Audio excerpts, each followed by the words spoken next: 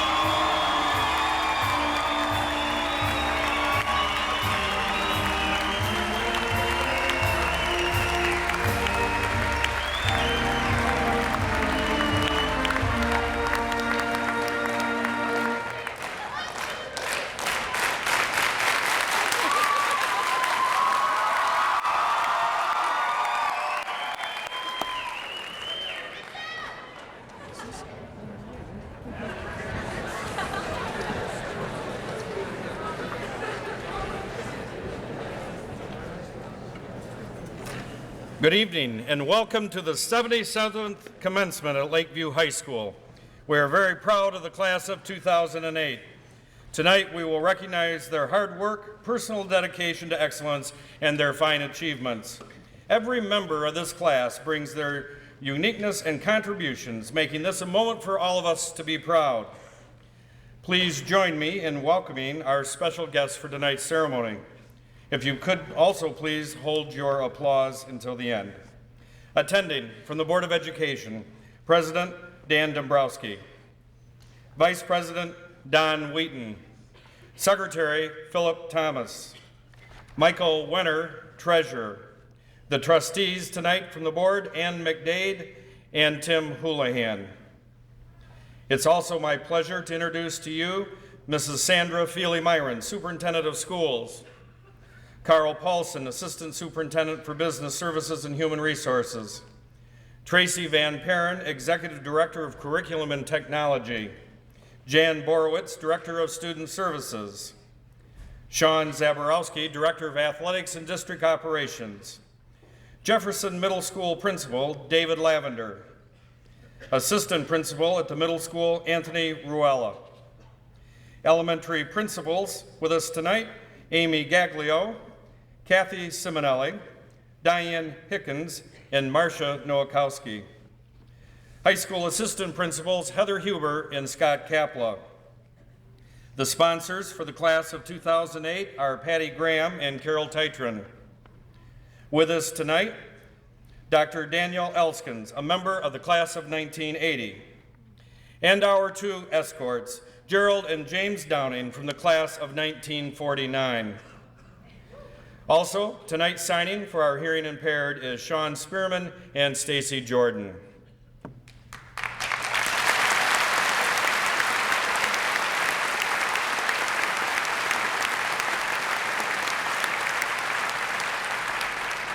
Lakeview High School is fortunate to have an excellent and highly qualified teaching staff. Our teachers go the extra step helping students, preparing them for their paths that they take after high school. Would the teachers of Lakeview High School please stand?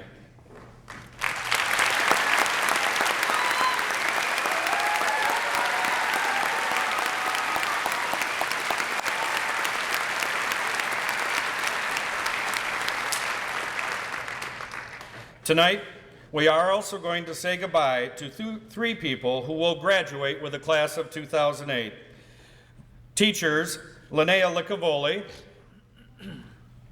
Patty Graham, and social worker, Jane Cassidy.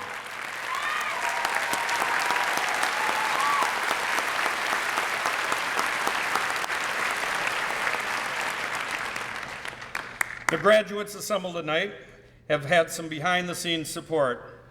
It's their parents. A parent's job is one of the most meaningful jobs that one person can have. It's your constant love, support, and dedication to your young people that help them realize their graduation. Would the parents, guardians, and grandparents of tonight's graduates please rise?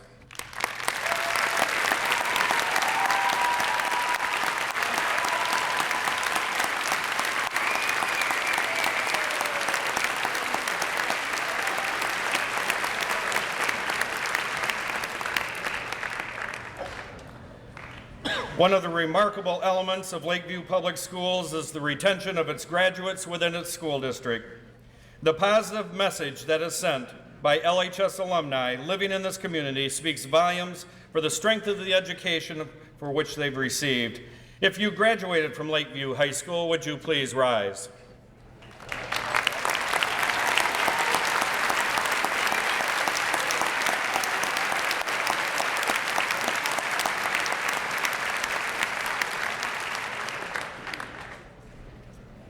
The final welcome goes to those for whom we are assembled. Would the class of 2008 please rise and face your parents?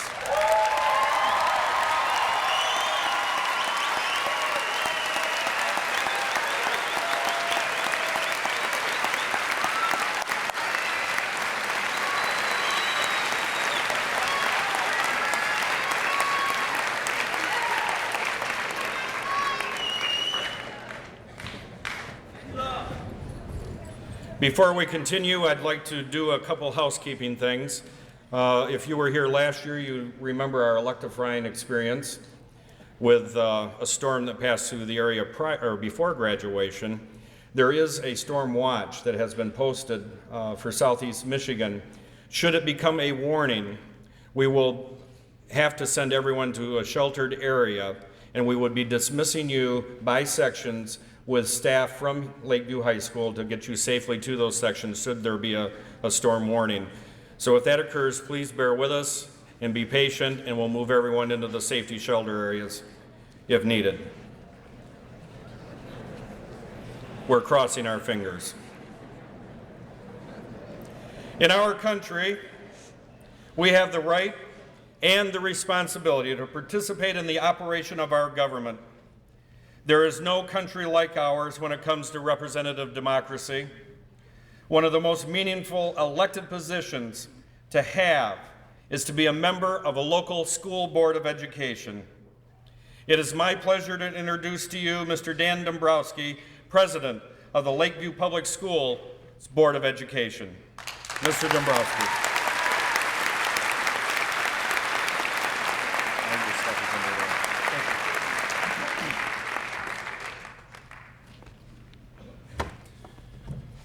Thank you, Mr. DuBois. I guess tonight is a bonus because this year we didn't have to get dressed in the dark as we did last year. And we looked at last year. Welcome.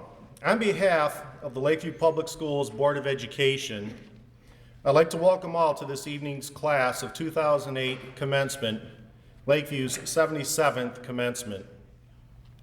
Traditions are an important part of any organization, and in schools, the tradition of graduation is a particular moving and uplifting event. This time is when we, as school board members, administrators, teachers, support staff, parents, and families applaud the academic, athletic, artistic, musical, and social accomplishments of each of you. This particular class is especially talented, as we saw last evening in the number of scholarships and awards that were presented. Graduation also gives us the opportunity to celebrate the many fine accomplishments of individual members of the class of 2008. While these honors are given to individuals, all honors reflect on the quality of the entire class.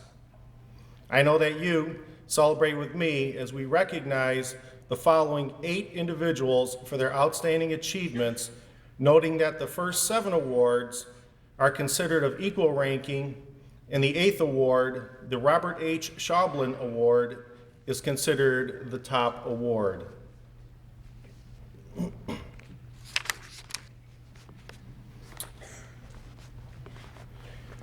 Moving on with the awards. The first award this evening is the Belfour Award. This is the oldest of our awards and originally was established by the Belfour Ring Company. The recipients' names date back to 1962 on 3 of the 4 Belfour plaques we can find. The missing plaques predate the 1960s. A trophy to present it at commencement to the senior that was voted on by the faculty based on character, leadership, service, and scholarship. The 2008 recipient of the Belfour Award is Caitlin Downey.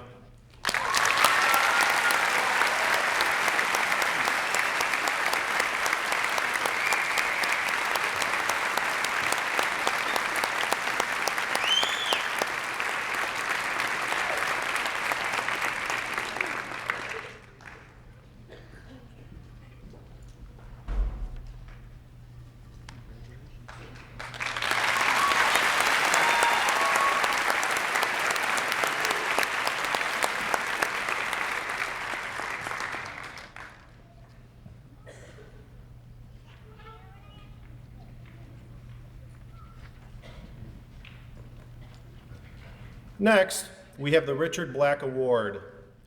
Mr. Richard Black worked for Lakeview Public Schools as a teacher, coach, and athletic director from 1956 to 1993. He has been recognized for coaching by being named to the South Dakota University Hall of Fame, the Macomb County Coaches Hall of Fame, and the Michigan Coaches Hall of Fame. This trophy was first awarded in 1970 and is presented to the senior that was voted on by the faculty based on character, leadership, service, scholarship, and athletic ability.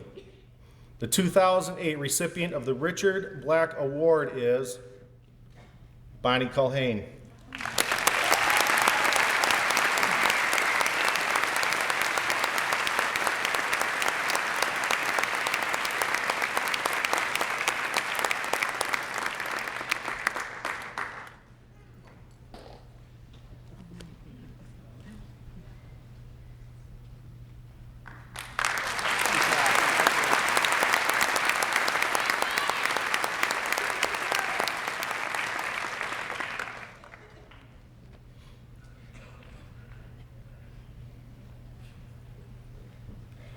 Next, we have the Co-Ed Service Award. The Co-Ed Trophy was initiated in 1955, an award to be presented at commencement to the senior that was voted on by the faculty based on character, leadership, service, and scholarship. The 2008 recipient of the Co-Ed Service Award is Kathleen Montree.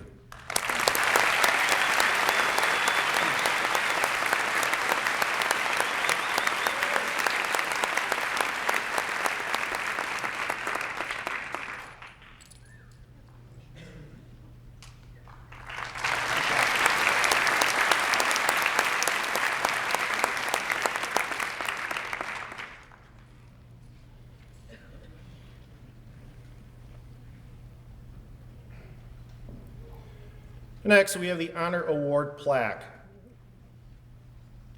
First awarded in 1955, an award to be presented at commencement to the senior that was voted on the faculty based on character, leadership, service, and scholarship. The 2008 recipient of the Honor Award plaque is Christopher Hershey.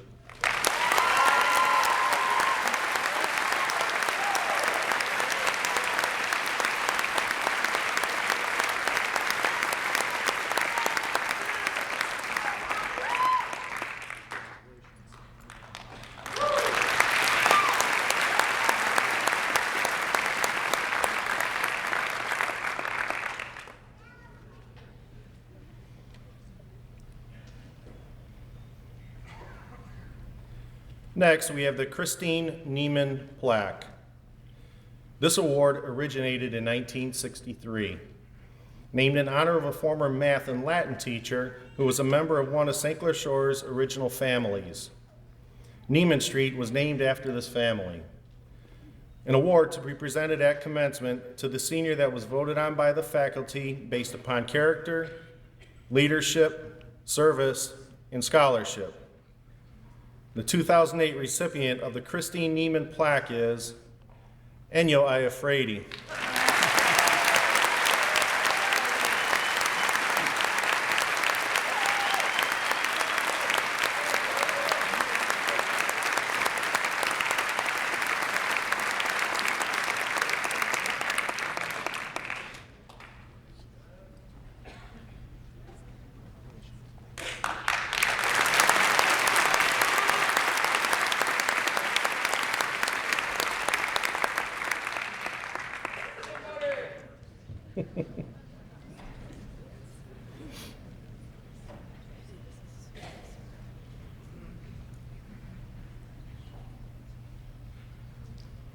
Next, we have the William Srigley Civic School Award. This award was first presented in 1977. Mr. Srigley was a member of the Lakeview Board of Education. An award to be presented at commencement to the senior that was voted on by the faculty based on character, leadership, service, and scholarship. The 2008 recipient of the William Srigley Civic School Award is Catherine LaBelle.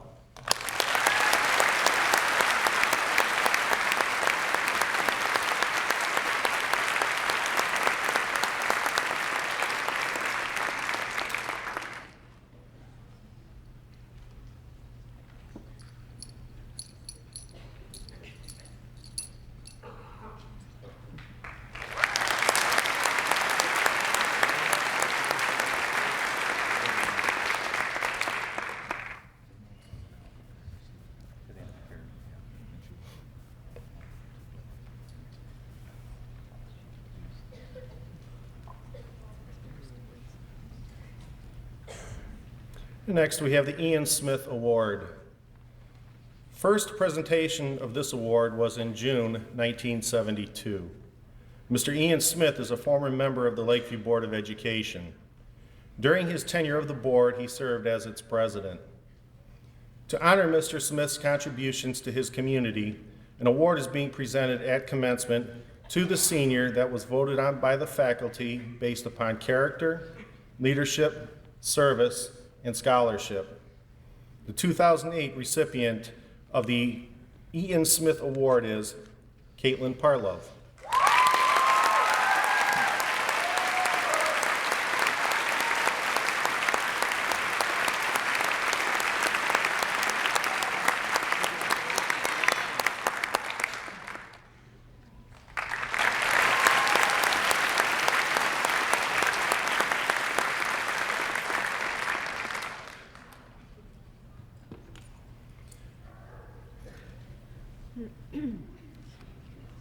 Dog's barking. Next, we have the Robert H. Schaublin Award. Mr. Robert H. Schaublin served honorably as Lakeview High School principal from 1951 to 1978. He also served the district as superintendent of schools. This plaque is awarded to the most outstanding senior as voted on by the faculty, criteria being character, leadership, service, and scholarship. This honor has been awarded to our top senior since 1967. The 2008 recipient of the Robert H. Schaublin Award is Nico Conti.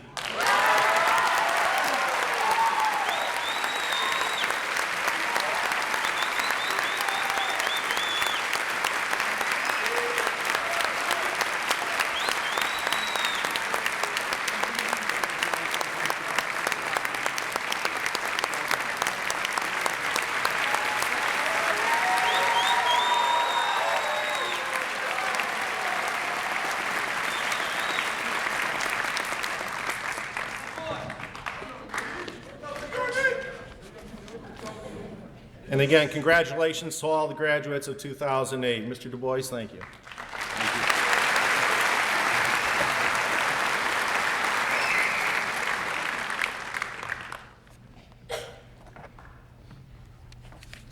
Congratulations to our award winners. Next, we will have a vocal performance from our choir. They'll be singing Time of Your Life.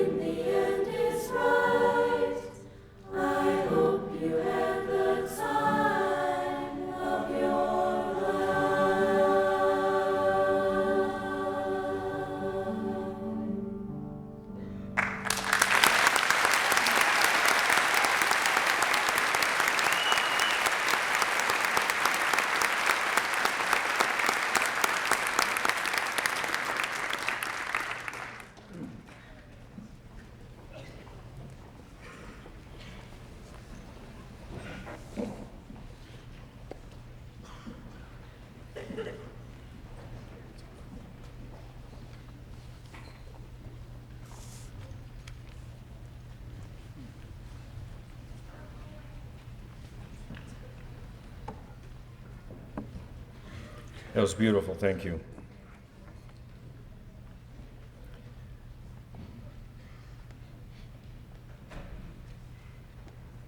Presenting the class gift and announcing the Lakeview High School Hall of Fame winner is Senior Class President Caitlin Patricia Harlove.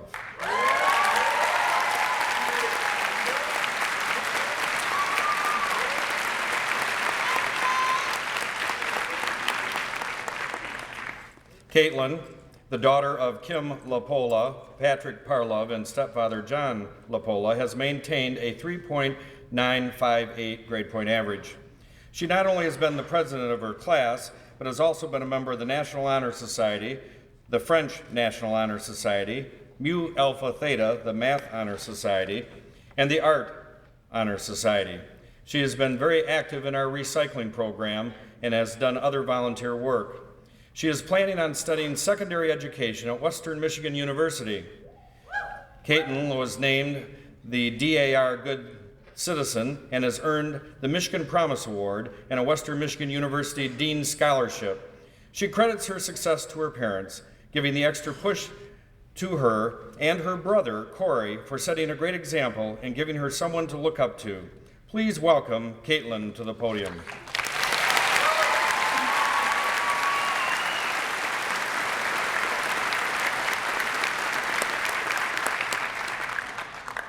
Good evening, families, teachers, administration members, and fellow graduates.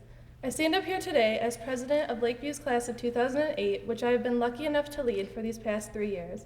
I'm up here to represent our class in a reflection of our time here at Lakeview and to thank all of those who have helped us conquer the teenage chapter in our book of life. I found that the most important thing I learned in high school is to have a heart and to use it in everything that you do. Taught to us over and over by coaches, teammates, friends and family, teachers, and so many others, it has truly made these past 4 years ones that we will remember forever. I must have sat a good 20 minutes before trying to find a way to describe our class as a whole. This is the only thing I could come up with. Lakeview's class of 2008, the most wonderful, academically superior, creative, athletic, caring, strong, respectful, innovative, rebellious, hilarious, peace-loving students you will ever meet.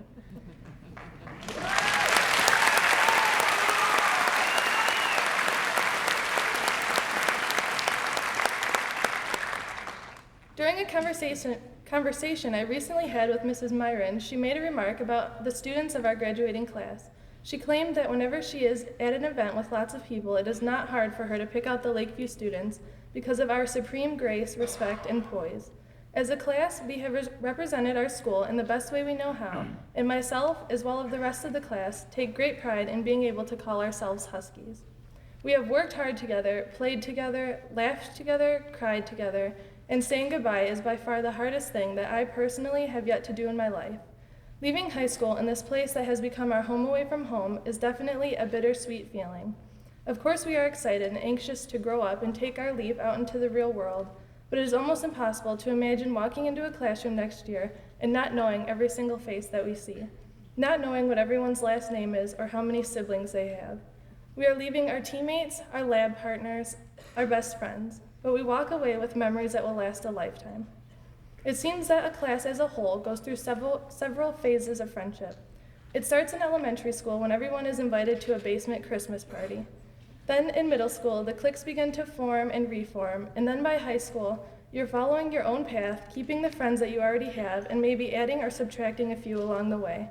But by the end of senior year, as the evidence shows, most of the grudges seem to disappear, and a bond forms among those who have decided to embrace this last year and wish to leave it on good terms. I guess it's only natural to come together and reminisce about the times when we were younger as we approach the time when we leave it all behind. How fun is it, though, to sit around and say, do you remember who sat at our lunch table in 7th grade? Or how we got banned from every sport during recess? Or what about making our homecoming floats or dancing the night away at prom? Our graduating class truly is leaving Lakeview with many things to remember us by. Need I remind everyone that last fall, our varsity football team proudly gained us the title of city champions?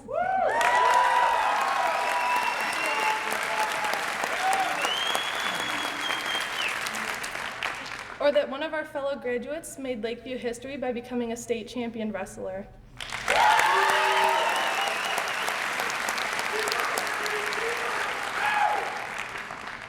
class is full of wonderful, talented, inspiring artists and many other brilliantly creative individuals.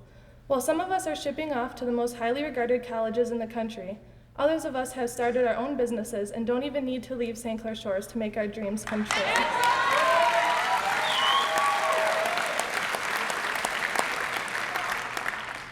Lakeview High School, as much as we joke about it, has been good to us. All of the things we have learned and all of the fun times we've had in school are the result of growing up with some of the best teachers around. They are dedicated and truly care about their students. We love them, we clash with them, but either way, they have taught us something, whether about a subject or about ourselves. It is a connection that we will have forever because we will always remember the teachers who we love to make fun of, love to impersonate, love to argue with, and love to have love us. We all have those special people in our lives that have touched us or inspired us, whether it was a teacher, a friend, a family member, or a coach. On behalf of all the graduates, I would like to thank everyone, parents, grandparents, siblings, aunts, uncles, friends, mentors, and teachers, for all of the support and love you have given us and will continue to give. To the class of 2008, you are the most amazing and inspiring group of people that I have ever met. I am truly honored to be standing here in representation of such wonderful human beings. I don't think there is anybody in this room that has a single doubt that each and every one of you are going to go far in life. Certainly, things like losing back-to-back Powder Puff games, senior prank suspensions, and group vacation photos made public are not necessarily things to be proud of, but they have helped shape our class into what we have become, and what we have become is absolutely something to be proud of. We've learned to lean on each other. When tragedy struck, we didn't hide, but rather embraced the pain and helped each other turn our tears of heartache into tears of laughter. We have walked these halls together as acquaintances, couples, teammates, and friends, the best of friends. The greatest hope I can walk out of here tonight with is that wherever my life leads me, whichever path I end up on, that I find friendship in others as great and courageous as the friendship that you have shown me these last 4, 7, or even all 13 years of school. If I end up knowing a single person half as inspiring as somebody out of this group that I stand in front of tonight, I will count myself the luckiest person alive. Each one of you is brilliant and talented. I wish you all health, happiness, and the best of luck wherever your lives lead you. Thank you for making our high school experience everything that it was, and what it was unforgettable. Thank you and congratulations to the class of 2008.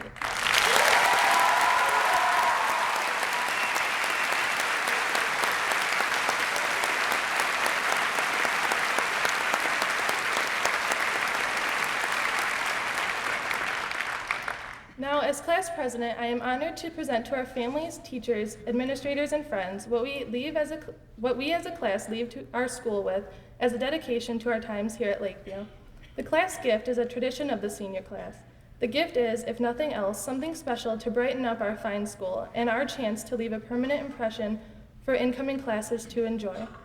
This year, we have proudly donated 4 large 6x20 greeting rugs for the main entrances to our school. Our hopes entwined in this gift are that every student who steps on one of these rugs takes pride in knowing that they are someplace special. We wish that every student walking into the building looks at those rugs, reads the "Welcome to Lakeview High, home of the Huskies," and realizes that he or she is home. Our hope is for every student, every parent, and every staff member who walks in those main doors feels the same spirit and pride that fills our hearts as we walk out of them. And finally, each year the senior class also inducts a teacher into Lakeview's Teacher Hall of Fame. And again, I am extremely honored to be able to present this large auditorium of Lakeview family with this year's student-elected Hall of Famer. One would think that with all of the wonderful and dedicated teachers that fill the classrooms of Lakeview, it would be near impossible to pick just one to receive this prestigious award. But surprisingly, this year's choice was quite easy. Fellow Hall of Famer Mr. Bonney called this teacher a fine choice and proclaimed that her nomination is definitely well-deserved. Not ever having this teacher personally, I took the time to talk to one of the students who knew her best, and what he had to say about her was nothing short of inspiring. He claims that this Lakeview teacher is far more than just a teacher. He told me that most of her students consider her to be a second mom. He says, "She is a teacher, a mentor, and the glue that keeps us all together. I have never met a more dedicated person in my life. She might just be the smartest human ever, and her sense of humor is incomparable." As seniors, things tend to get a little stressful and frantic, but she always has a way of calming us down and working things out. She loves her job and is great at it. She takes extra steps to help mold her students into fine, exceptional people, and does all of this expecting nothing in return. To continue to quote Senior Nico Conti, she has the patience of a goddess and is one of the best teachers I have ever had. Other teachers admire her extreme dedication. She was respected and loved by both staff and students alike. There is not enough time in this night to say all the nice and wonderful things that would be fitting for this person. And with that, I am proud to present you with Lakeview High School's 2008 Teacher Hall of Fame inductee, who bends over backwards for her students day after day and is no stranger to burning the midnight oil. Ladies and gentlemen, Mrs. Linda Bama.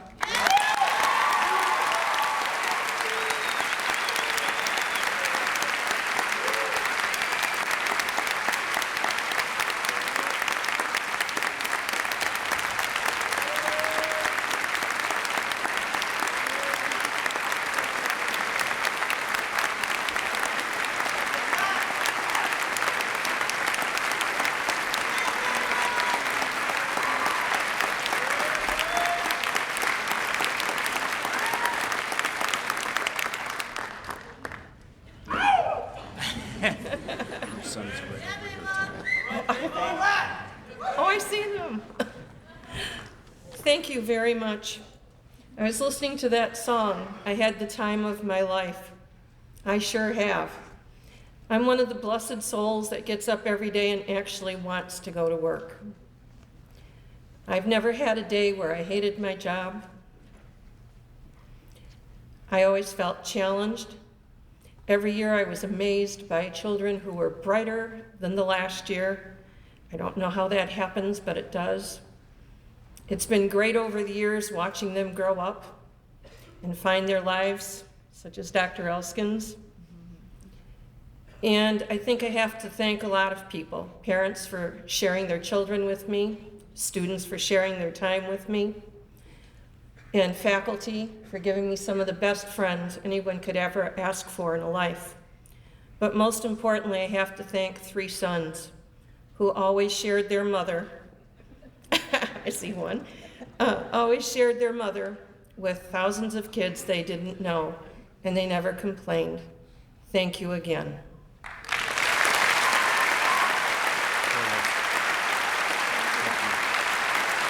why I needed to have a phone number so we could call these friends that have been over here.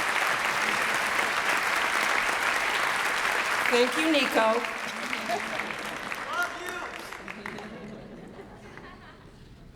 Congratulations, Mrs. Bama, and thank you, Caitlin, in the class of 2008. I would like to recognize those students wearing gold tassels. They are graduating with highest honors. They have maintained a 3.75 GPA, earned at least 3 endorsements on the Michigan Merit Exam, have taken at least 2 advanced placement classes, 3 upper-level math classes, and 3 upper-level science classes, as well as 2 years of a foreign language. With all those students graduating with highest honors, please stand.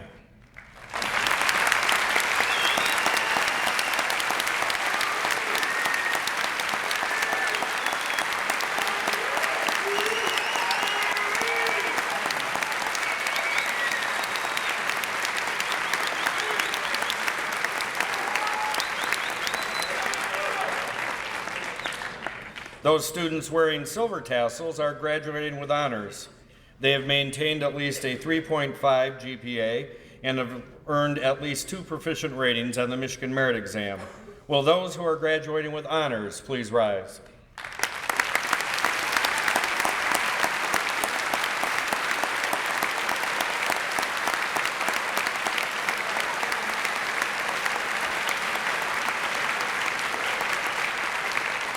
Thank you. The salutatorian for the class of 2008 is Lindsay Elizabeth Stoika.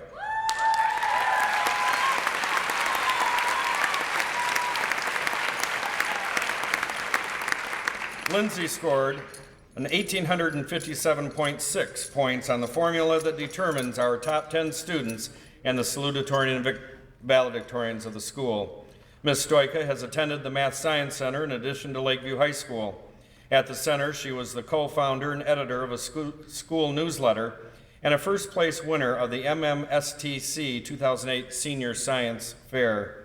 She participated in the Ford Research and Advanced Engineering High School Science and Technology program.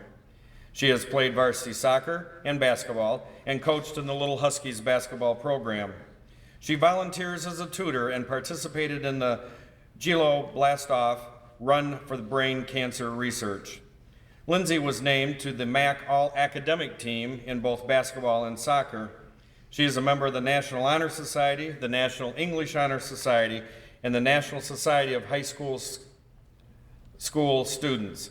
She plans on studying biomedical sciences and biomedical engineering at Grand Valley State University.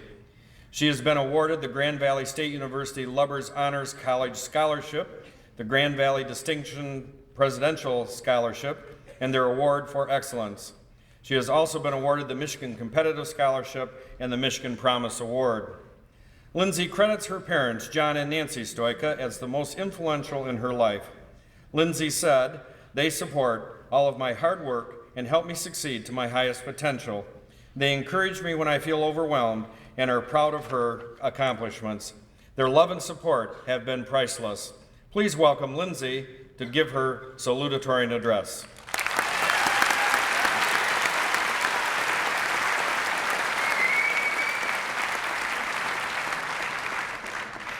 Good evening, ladies and gentlemen, teachers and administrators, friends and family, and most importantly, fellow graduates.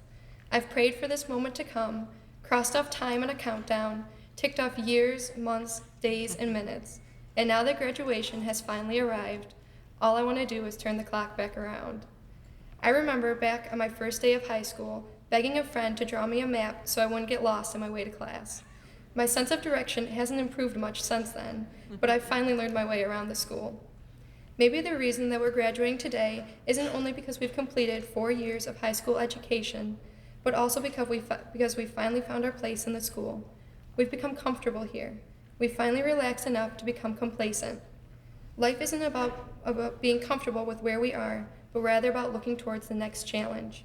One of the most difficult fears we will have to face next year is not the fear of living alone or leaving loved ones behind, but the fear of failing. For the first time, we'll be in charge of our own lives. Scary thought, isn't it? We've always had someone there to catch us if we fell, a security blanket to wrap around ourselves when things got chilly. Now, that security blanket is being pulled away. We'll have to keep ourselves warm in our cold moments. If we make a mistake, we'll be wholly responsible for it. We will have many opportunities to fail, but many more opportunities to succeed. We must always remember, no matter how many times we fail, to keep trying. Never allow the fear of failure to keep you from an experience. Never allow the pain of a failure to keep you from trying again. Failure is a part of life. Unfortunate, yes, but necessary. Because without failure, our success would not taste so sweet. Next year, our few failures will be of our own making, but conversely, our success will also be completely our own. And when we feel like we have failed, as we sometimes will, we need to look for the silver lining in the cloud of gray. Something as simple as a sunny day or a hug from a friend can change the whole outlook on a day if you let it. No matter how bad things seem to be, there is always something good to be found. The goodness we have found at Lakeview has helped us through our own clouds of gray. None of us would be here today without the many people who have helped us along the way. To the parents and family of the class of 2008, thank you for the endless hours of support. You've helped us grow into the extraordinary individuals before you today. Our success is your success because you have given us the courage to dare, the freedom to try, and the strength to succeed. Staff and administration at Lakeview High School, thank you for an amazing 4 years. We will take the memories we have made and the lessons we have learned into the next step of our lives. I have been truly blessed with a great number of amazing people in my life who have helped me grow into the person I am today. To my girls, my chicas, it seems so long ago when you inviting that weird girl to sit with you at lunch. Who knew you still wouldn't be able to get rid of her 6 years later? Thank you so much for every laugh, every memory, every tear, and every smile. I know this isn't the end for us. It's only another change. To my brother, thank you for teaching me what true courage is. To my coach on and off the sports field, my protector, my dad, thank you for always motivating me and keeping me going even in my hardest times. Your support has meant more to me than you will ever know. And to my best friend, the one person I can count on to be there for me whenever I need her, Mom, thank you so much for everything. You helped me with my biggest decisions, you were there for my breakdowns, and you were there for every day and every moment in between. Thank you for being such an inspiring person. I love you both so much.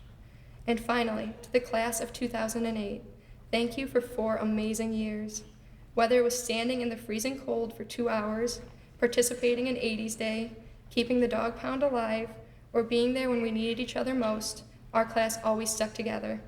Each year has been filled with memories, laughter, and fun. Congratulations, we finally did it. I could think of no better way to end our childhood and send us off into an adulthood than with a quote from an extraordinary man, Dr. Seuss. Congratulations, today is your day. You're off to great places, you're off and away. Your mountain is waiting, so get on your way. Thank you.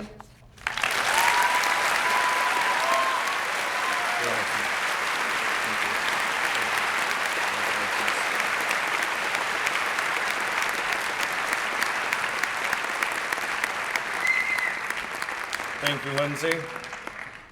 The valedictorians are also selected using a formula that incorporates the student's grade point average score, their GPA, their ACT score, and their MME endorsements. This year, we have 2 valedictorians. They both have 4.0 GPAs and both scored 32 on the ACT out of 36. They had combined scores of 1,888.8. Our first valedictorian is Jeffrey Scott Nadeau.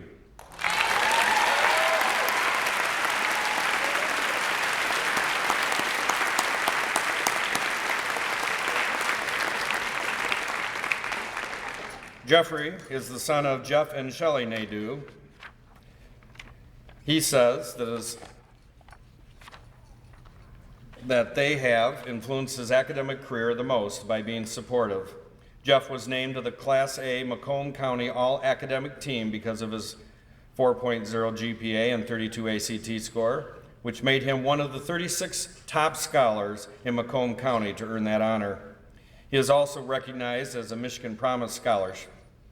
Jeff split his academic time between Lakeview High School and the Math Science Center, where he excelled in math and science. He's been a member of the concert band. In his spare time, he runs his own web design and development business, which he says has taught him a lot about people. He is a member of St. Gertrude's Church and volunteers there for the Macomb County Rotating Emergency Shelter Team. Next fall, Jeff will attend the University of Michigan, attending the College of Engineering. Please congratulate and welcome Jeffrey to give his valedictory address.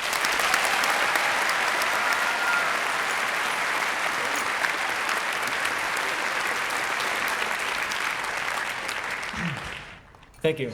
I do not have a quote from Dr. Seuss. I apologize. Good evening. I am very proud to have the opportunity to speak in front of you this evening. I have the utmost respect for each and every one of you, the graduates, their supporting families, and the staff here at Lakeview. And I feel that I could not be addressing a finer group of individuals. I stand before you tonight with the summation of my thoughts, concerns, fears, and wishes for my classmates.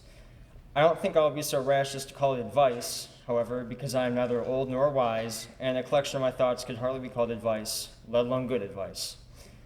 Even so, I hope what I have to say is of some use to you. Throughout my life, I have managed to do an impressive job of totally occupying myself with education. I have been told repeatedly that such dedication and single-mindedness would pay off because knowledge is power, and it would undoubtedly make me into a success. I accepted those words as truth simply because they are logical and because every adult around me was saying it. I guess we were all pretty dumb at one time or another, weren't we? And we still are, each in our own way. The fact of the matter is, I want you, my friends, to be extraordinary people. Being good at thinking does not make you extraordinary. Being good at sports doesn't make you extraordinary. And being creative doesn't do it either. Your talents and personality traits do not make you into the person that you are. They are tools that you can use to forge your own image. You have absolutely no control over the gifts that you are born with, but it's up to you to use them either competently or clumsily to your own end. Don't think that you can stand out on talent alone. It takes drive to apply them to their fullest. My suggestion is to paint your own portrait to your liking and leave deep footprints wherever you go. One consequence of being fixated on a narrow sliver of life, as I had been, is that other parts of life don't run on autopilot. I'm going to make an obligatory video game reference. Who here has played The Sims? Did you turn free will off? I know I did. I think everyone has realized that when you don't attend to every one of your character's needs, the character manages to completely and totally fail at filling those needs itself. Life is like that. Pay attention now before it hits you at an inconvenient time. Shockingly enough, high school turned out to be only moderately distracting, unless I was working on a research project, and I stopped caring about school because it was the one thing I could put on autopilot, even with college-level courses at the Macomb Math Science Center. At the time, my focus opened up and I observed a great deal more. When I actually sat back and thought about it, I realized that I had absolutely no idea who I was. I think most of you understand this. What makes you special? What do people think of when they hear your name? It's not easy as a young adult to figure out who you are, who you want to be, and what you're capable of making yourself. If you haven't taken the time to meditate on this concept, I would highly recommend it. I discovered a great deal about myself, and I feel like I'm better for it. In any event, there is plenty of room for self-discovery while you're in college, go blue, which is an adventure in and of itself. There are a few basic changes that occur when you go to college. You live independently, you are even more responsible for your own success, and you have every fun-filled opportunity to mess it up. I seriously suggest contemplating how you will spend your first year away. I'm not implying that you should become a shut-in and study all the time, obviously, but realize that in the future you are actually accountable for your own failures in education. Failing a class will cost you a lot of money, and the university has absolutely no problem with that. It would be cliche to tell you to make wise choices, because you already hear that often enough. Instead, I think that you should live your life in a way that impresses other people in a good way. Be impressively put together. Be noted for your better judgment. Please also remember how much work it took to get you this far, and not on your part. After all, I am standing up here tonight congratulating you on completing the easiest part of your life. Instead, I want you to remember the hard work of your parents, because they have done everything for you in more ways than you will ever be aware of, or at least until you have children of your own. At this point in your life, you are responsible for you, and most of you have a difficult enough time managing that. When you become a parent, your life stops being about you. Even if you don't get along with your parents, realize that they spend an inordinate amount of time doing things entirely for your benefit. Remember them as you live your life away from home. You are inextricably bound to your roots, and no matter what happens, the family that you have will be one of the few constants throughout the rest of your life. Having said that, I think it's a good idea to take care of them, if only in gratitude. There's another group of people that deserve thanks, and they are sitting right here. As a representative of the class of 2008, I'd like to thank the Lakeview staff for their unending capacity to give, encourage, cultivate, and motivate this generation of students. Teachers do more than just teach their respective subjects. They impart upon students a myriad of life-defining insight that cannot be learned anywhere else. We as students would not be the people we are today if not for the people that you see here. Thank you.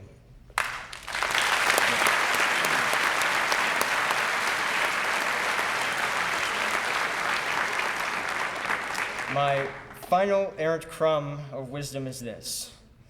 If you want to be heard, do not make noise. Sing. Your talents are the tools with which you shape your own image. Do not merely throw paint on the canvas, but make great art of yourself. Thank you.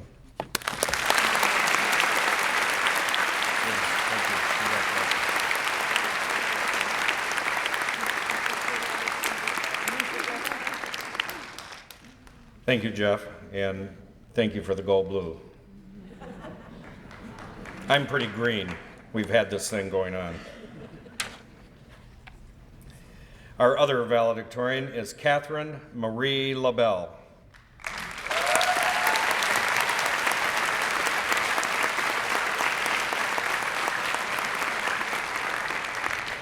Katie's 4.0 GPA and 32 score on the ACT also earned her a spot on the Macomb County All Class A academic team and also made her one of the top 36 scholars in the county.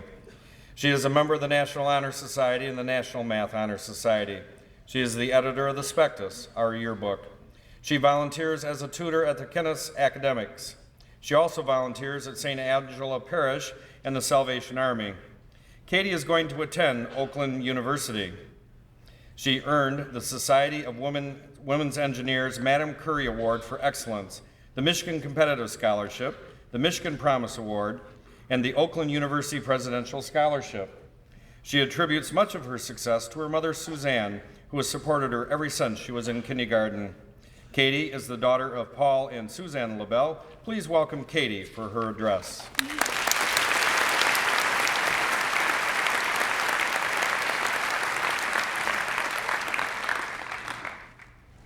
Well, I don't know about the rest of you, but I'm pretty amazed to be here. I mean, I remember coming in as a freshman and thinking, oh my gosh, the kid has a beard. The whole concept of high school seemed like a very threatening concept to me, especially since I was school of choice. I had no idea what I was coming into, but later, I was pleasantly surprised. Now as I address you all, I see how important high school can be in a person's lifetime. I seriously don't think that any of us, including myself, realize how much of a positive impact Lakeview has made upon each of us, whether it was protecting us from any and every threat, or simply encouraging us each and every day to do the best that we possibly could. Thanks to the work of all the teachers and administrators, we're sitting here today, ready to begin life as adults. They've equipped us with the necessary skills we need, both for college and reality, or, as Mr. Harris would call it, the business world. However, Lakeview didn't give us everything. They aren't just handing us our diplomas free of charge. We had to work for it. We had to make choices to better ourselves and our futures. These critical choices, these defining moments, as the yearbook would call them, have shaped who we are today and who we will become tomorrow. It is the choices we make that define us and reveal our individuality. We had to decide and make the effort to accomplish our goals. This symbiotic relationship between the school and our efforts is important in every aspect of our lives. We will have to make the best of what will be given to us and learn when to ask for help. Neil Armstrong could never have reached the moon alone, nor could superstars like the Jonas Brothers, for instance, have risen to fame without the support of their fans. The rugby teams would have lost its states without depending on each other, and the juniors had to use some pretty extreme teamwork for the Powder Puff game to beat such awesome seniors like us. All successful people have received help somewhere along the line. Follow their example. You've already received some help from Lakeview in one form or another. Otherwise, you wouldn't be here ready to graduate. The relationship that we have with Lakeview is an important lesson, both at college and in the workforce. We can neither do everything ourselves nor leave everything up to those around us. Now, Lakeview's time is up. It cannot provide any more than it already has to prepare us. As we approach the brink of adulthood, let's use those skills that we have developed over these 4 short years. We've exhausted Lakeview's numerous resources, and now we must use our own. With this in mind, let's approach this new world with an open mind. Who knows where we'll find the help we need to strive for, to accomplish what we strive for. Let's go out and show the world what former Huskies can do. With that in mind, congratulations to the class of 2008. We've come a long way, but we've got even further to go.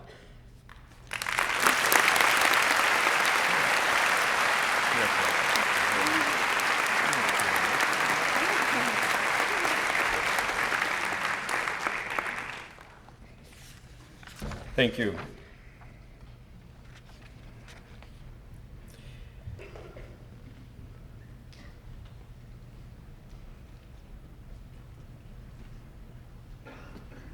It is my pleasure to introduce to you Superintendent of Schools, Sandra Feely-Myron, for her graduation comments and introduction of our guest speaker.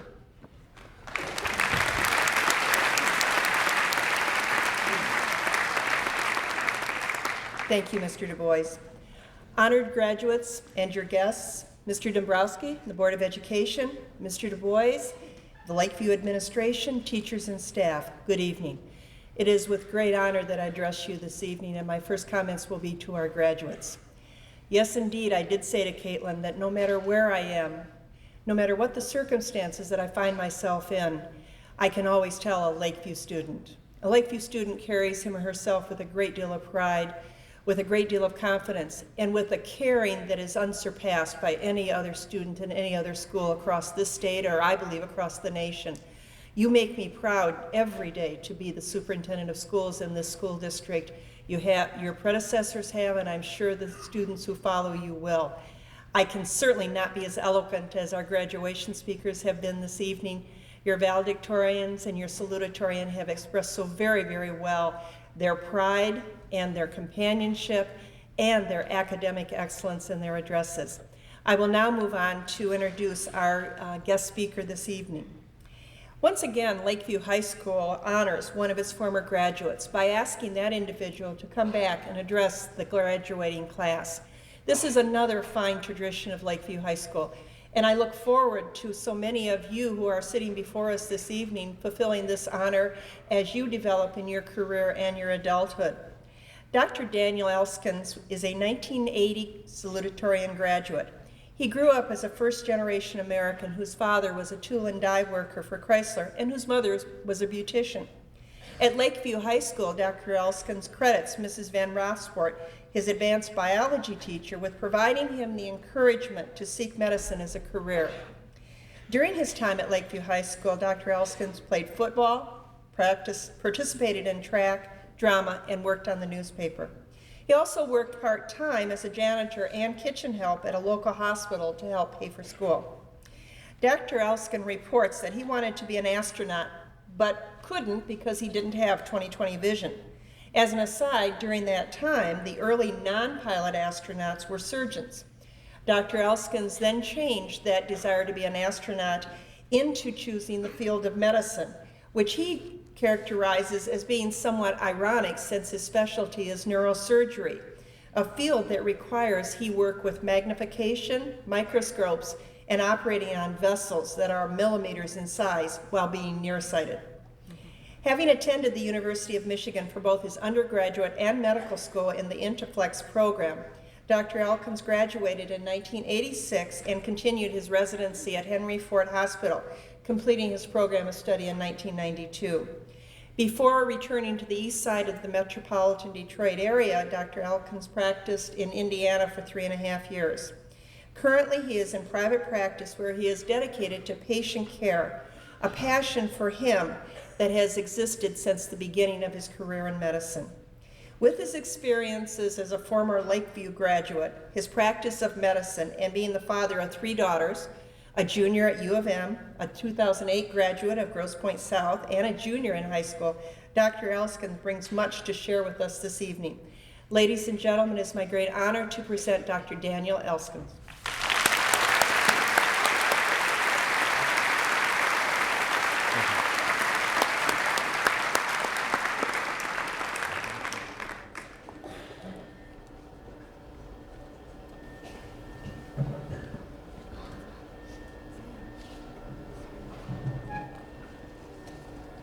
All I can start by saying is wow. When Mr. Du Bois asked me to do this last fall, I thought, what do I have to say to the contemporaries of my daughter? And honestly, I can say that your class representatives have wowed me. This is a great class. I thought that we were a great class in 1980, and I can see the tradition has continued. And hopefully we're going to have a slideshow.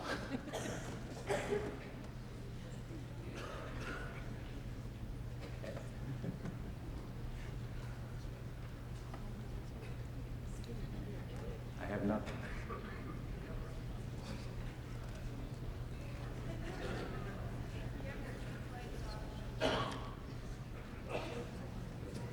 It worked in warm-up.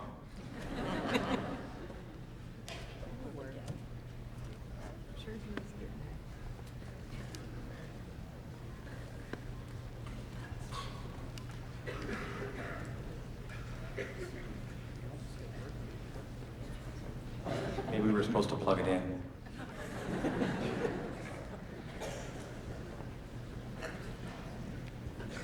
I think what your representatives have talked about is, oh, there we go. Had to turn the computer on. What they've talked about will dovetail nicely with a couple of things that I want to talk about this afternoon. Maybe. There we go.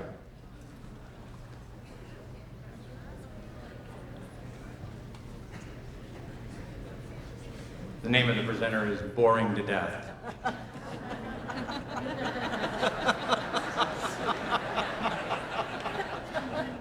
Seriously, I am incredibly honored to address you tonight, the students, the faculty, the parents, the honored friends. Pretty excited to be one of the first ones to be able to congratulate the class of 2008. You have to have the graduation platitudes. This isn't the end, it's just the beginning. As we close the door in high school, new doors will open, and on and on and on, and I'm not going to talk about any of those. What do we want and who do we want to be? We want happiness, love, money, success, like Nickelback.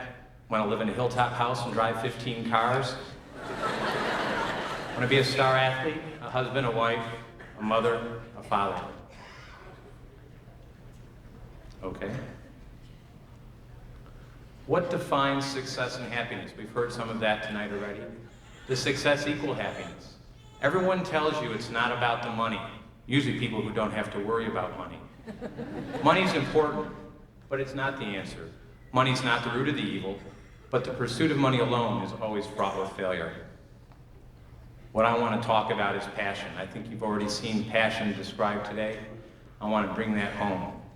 Passion is what drove me to be a neurosurgeon. It's what drives me every day in terms of what I do. What is passion? Or more importantly, what is a passion? A passion is a strong desire or emotion, or the object of that desire. Passion is not drive, it's not ambition, but it can lead to both of those, and I believe that without true passion in some part of your life, you cannot have true success or happiness.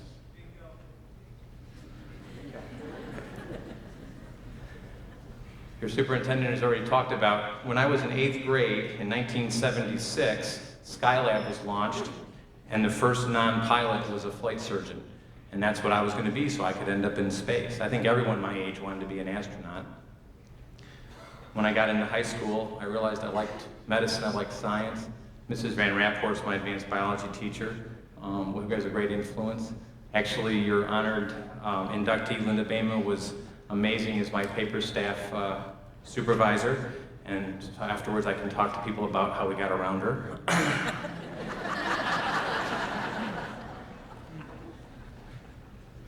Why neurosurgery?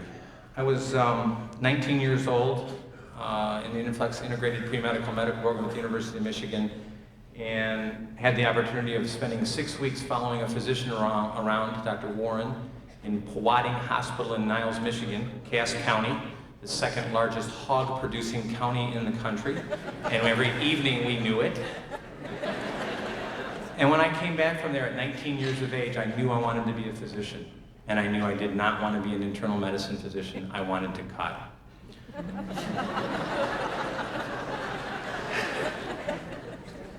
The joke is when the elevator door is closing, the internal medicine doctor will put his hands in, and the surgeon will put his head in to stop the door, save the hands. In 1984, I walked onto the neurosurgical service as a brand new third-year medical student, and I was enthralled. I saw people who were busy. We had 4 residents taking care of 108 patients in the summertime at Henry Ford Hospital, 40 or 45 people in the various intensive care units, and they took a lowly third-year medical student and they made me part of the team. And if I was interested, they were interested, and I got incredible opportunity to basically have people hand me their lives and trust me as a 22-year-old third-year medical student. It was an amazing time. But I liked other things. I walked on to psychiatry, it was amazing. Amazing diagnoses, but at the end of the month I felt impotent. We made great diagnoses, but we couldn't change anything. In orthopedics, I loved orthopedics. It was mechanical, it was structural, we were putting things back together. The orthopods were jocks, they were athletes, and when something didn't work, you hit it, and if it didn't work again, you hit it harder, and if it still didn't work, you got a bigger hammer. But I approached all my rotations that way. I wanted to do each of them. But when I came down to it, neurosurgery was what it was. When I was 22 years old, I saw a brain open for the first time, and it was amazing. And yesterday, when I did it again, 22 years later, it was still amazing. And that's part of what drives passion. For those who don't know, neurosurgery is brain surgery. One of my idols, Jethro Bodine, I too could not be a double knot spy. Trauma, tumors, hydrocephalus, spine surgery, nerve surgery, the blood supply, that's what we take care of. The history of neurosurgery goes back to the Stone Age. This is an ancient Egyptian mummy, and that is a healed hole in the skull. That means the person survived the operation. In the 1600s, this was the device that they used to open the skull, and on Thursday, that's the device I used to open the skull. It's not that much different. This is opening the skull to drain blood around the outside of the head. So even though we've made incredible advances, the history and the roots are still there. The Egyptians used it basically for release of evil spirits, and sometimes I think that's still what we do. It wasn't until 1920 that you were better off not going to a neurosurgeon than going to a neurosurgeon. Harvey Cushing, who's considered the father of American neurosurgery, started out with a 35% mortality rate. 1/3 of every patient he saw died. When he quit practice in 1932, he had a 4% mortality rate. He had the opportunity of training Wilder Penfield, who went to the Montreal Neurologic Institute and started the premier neurosurgical center in North America. He trained a Robert Knighton, who in 1956 started neurosurgery at Henry Ford Hospital, who trained Gus Malik, and Gus Malik trained Daniel Elliskins. Neurosurgery is only 4 generations old. It's an amazingly young specialty, extremely uncharted. And when I was in 1988, 2 years before most of you were born, when I was in the meat of my neurosurgery residency, to operate on spine surgery in someone in their 70s was rare. To do fusions was unusual, complicated, time-consuming. In 2008, in only 20 years, 70-year-olds are routine, 80s are common, and the oldest person I've done successful spine surgery turned 101 the day after his surgery. We now do reconstructions, we do fusions, and more exciting, we do preservation of motion, we do disc replacements. This is just a side view of the neck, just a routine kind of thing, reconstructing someone's neck, putting in titanium plates and bone, reconstructing it. Steve Eiserman had this operation done when he was a young Red Wing. From that, we migrated. Now we have plates that dissolve, that go away. And finally, we now have a device that basically allows movement, flexion and extension, something that was unheard of 20 years ago. Probably everyone in this room either knows someone or has had a lumbar laminectomy, one of the most common operations in the world. And that operation hasn't changed since 1955. This is a spine. This is basically removing the tissue around the nerves and spine. It's an incredibly destructive operation, but it works, but it can be bad. We all have heard, I had back surgery and my back still hurts. I hear that on a regular basis. Now we have little teeny devices that basically we can stick in along the spine, that open the space, that preserve the tissues. And what goes from a 2-hour operation and a 5 to 7 day hospital stay and 3 to 6 months of recovery is a 30-minute operation, half a day hospital stay, and back to work in a week. Lumbar fusions, putting in screws and rods and bones and plates, used to be large operations and transfusions, and the patients used to donate their own blood. And now this is someone's back, and that's the incision to do that operation. We now have artificial lumbar discs. We have devices that stabilize the spine without fusing it.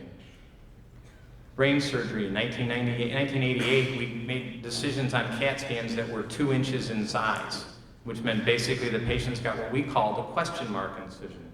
The question mark incision was a large question mark on the side of the head. The whole head was shaved. The patients were in the intensive care unit for 4 or 5 days, 7 to 10 days in the hospital. Now we use GPS in your car, we use GPS in the brain. We basically take the CAT scan, the MRI, we take that, have minimal openings, 2-3 centimeters, and we remove things like this. This is a cross-section of the brain, these are the eyeballs, and there's a tumor that we can take out and the patient goes home on day 2. Although it's still fraught with incredible difficulty. I had a patient come in, worst headache of her life, became near comatose. This is a CAT scan, it's a cross-sectional picture. The little bit of white you see there, the little bit of white you see scattered around, and the little bit of white in the back of these dark things is blood. It's called subarachnoid hemorrhage. It's from something called a ruptured aneurysm. It may still be one of the scariest things that we take care of as neurosurgeons. We did an angiogram test and saw nothing. The black here is the normal fluid space. Her brain is being squeezed on the outside by the blood. It's being squeezed on the inside by the fluid. So we used the ancient art of trephination and drilled a hole in her head, stuck a tube in, and you can see the fluid spaces are decompressed. And we went back and looked at that angiogram. Angiograms are like looking at the branches of trees. And so here is an angiogram of the brain. There's that little bolt going in, all these little branches, and all of a sudden, right here is a teeny little 3-millimeter sac that was an aneurysm that had ruptured, and we basically put a 7-millimeter clip under the microscope on it. This is an MRI scan, as if you cut someone's face off. There's her ears and ears. And there is the artifact of the clip. 10 years ago, the Weekly Worldly News wrote an article about doctors reattaching a patient's skull or their head to their spine, and actually it wasn't science fiction. This is a lady who fell, had crushed the front of her spine, had disconnected it from her skull.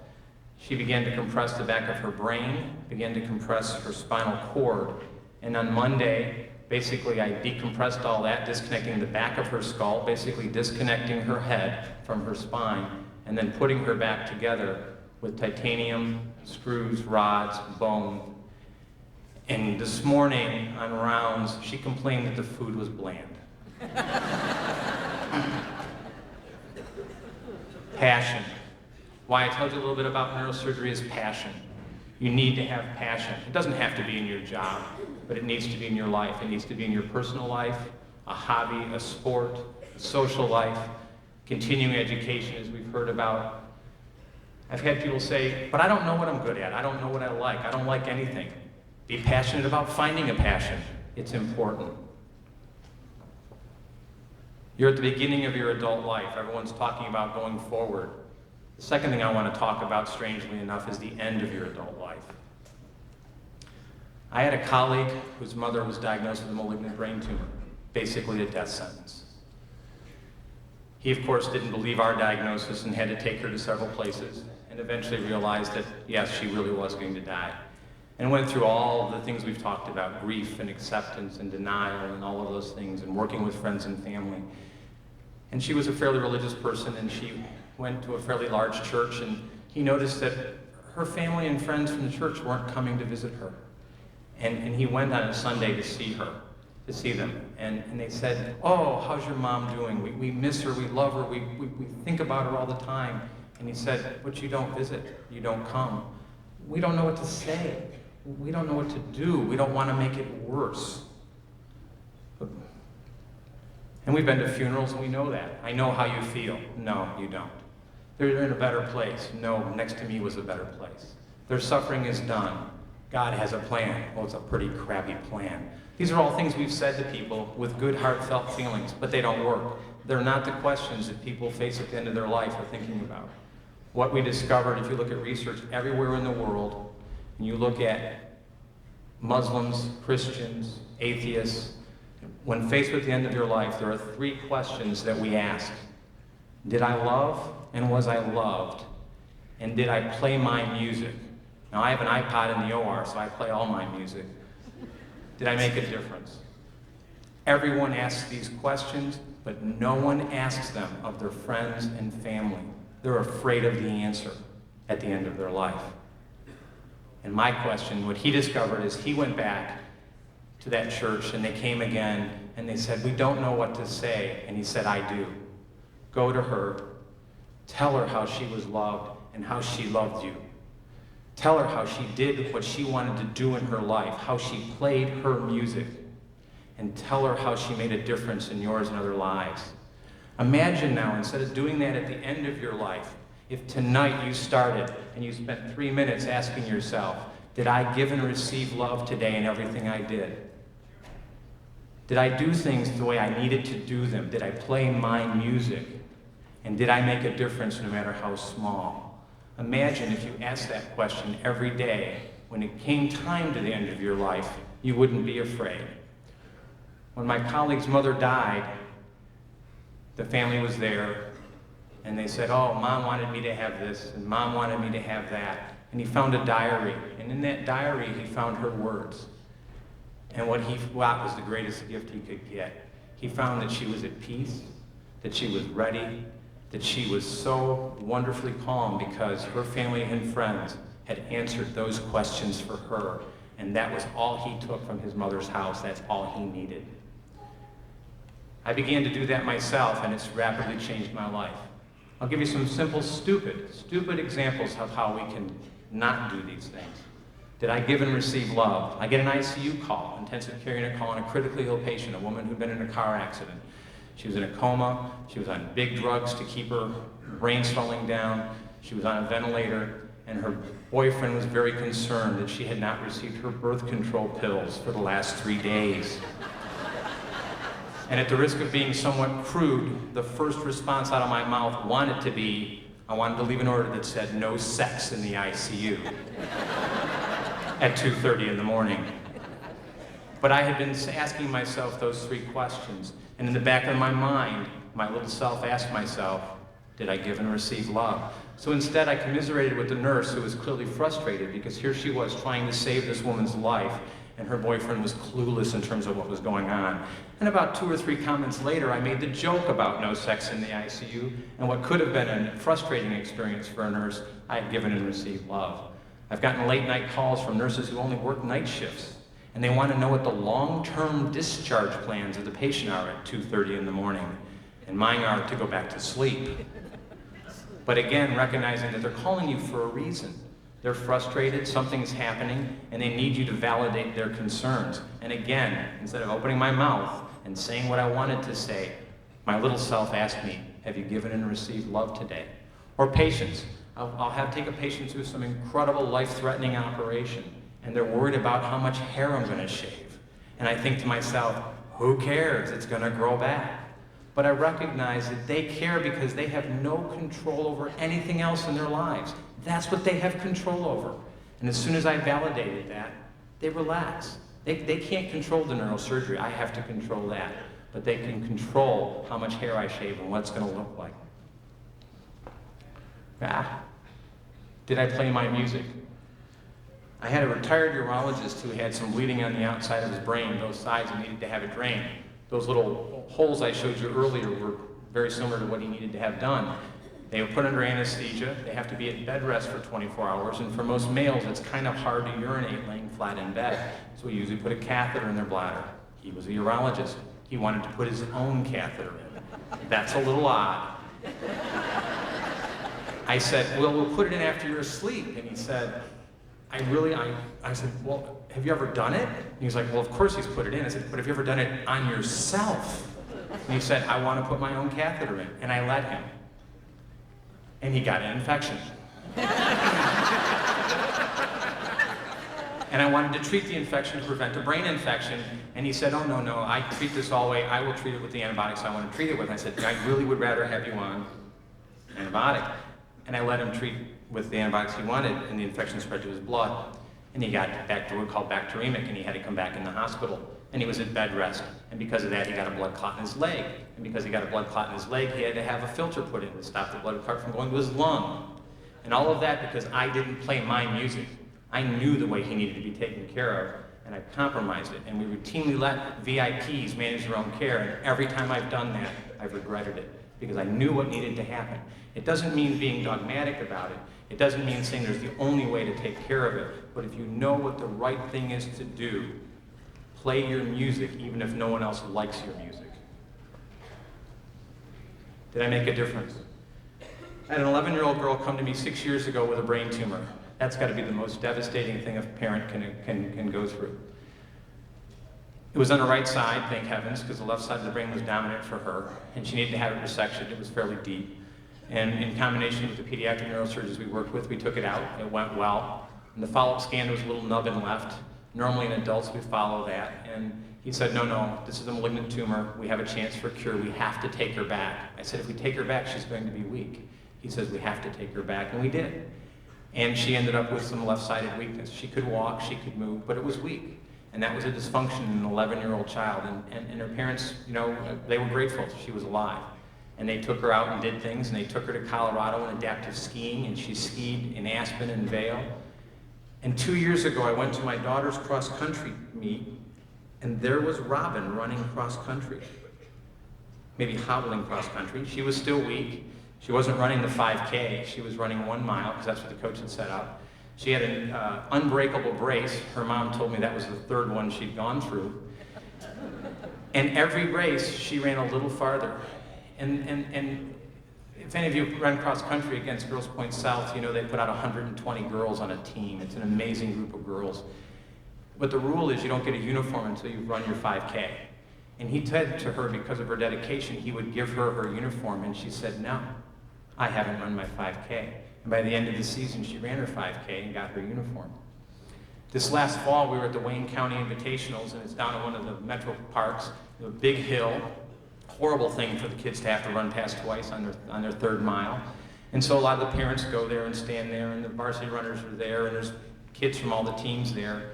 And we're all standing on the hill, and out of the woods comes Robin, coming along with her weakness, hopping along. And this girl from another team that I don't even know saw her and said, I know that girl. She's had like a stroke or something. She's my idol.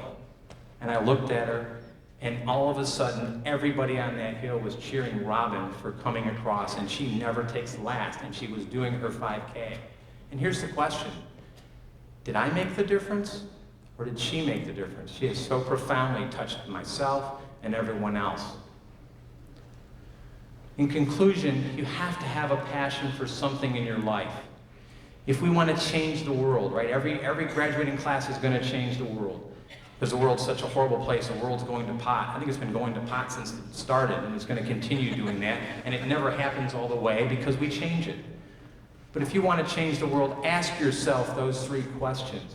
You will profoundly change yourself, you will change those around you, and the class of 2008 will change the world.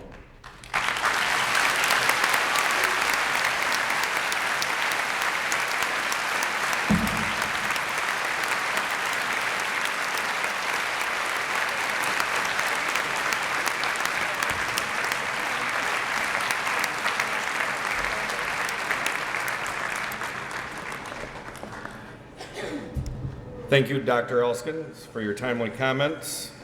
On behalf of the class of 2008, the administration, faculty, and staff, I would like to present to you a token of our appreciation. Thank you very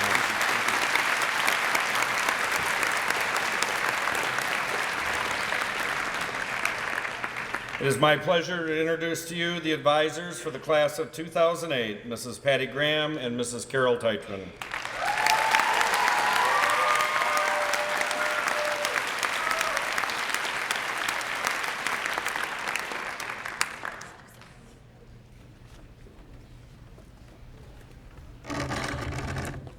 Good evening. It's really a hard act to follow that.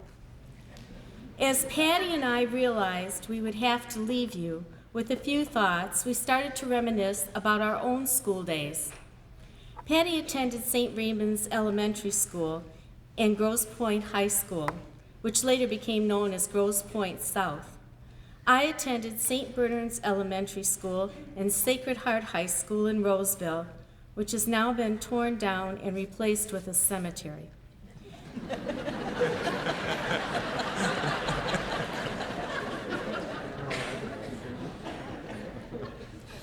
Graduation is upon us, and many parents and members of your extended family are sitting here in Lakeview Auditorium to watch their seniors graduate. It has been my pleasure to have my very own granddaughter, Sarah Ann Teichman, as a graduate in the class of 2008. Just possibly, the question, where have all the years gone, is on all our minds. As we look back, we see a difference in our lives, in our school experiences compared to yours. In the 1950s, parochial elementary school, we were required to wear a uniform. We also had to pin a clean handkerchief to our uniform every day in case we needed it. We thought our teachers had standings equal to our parents. Times were simple and uncomplicated. Our mothers did not work.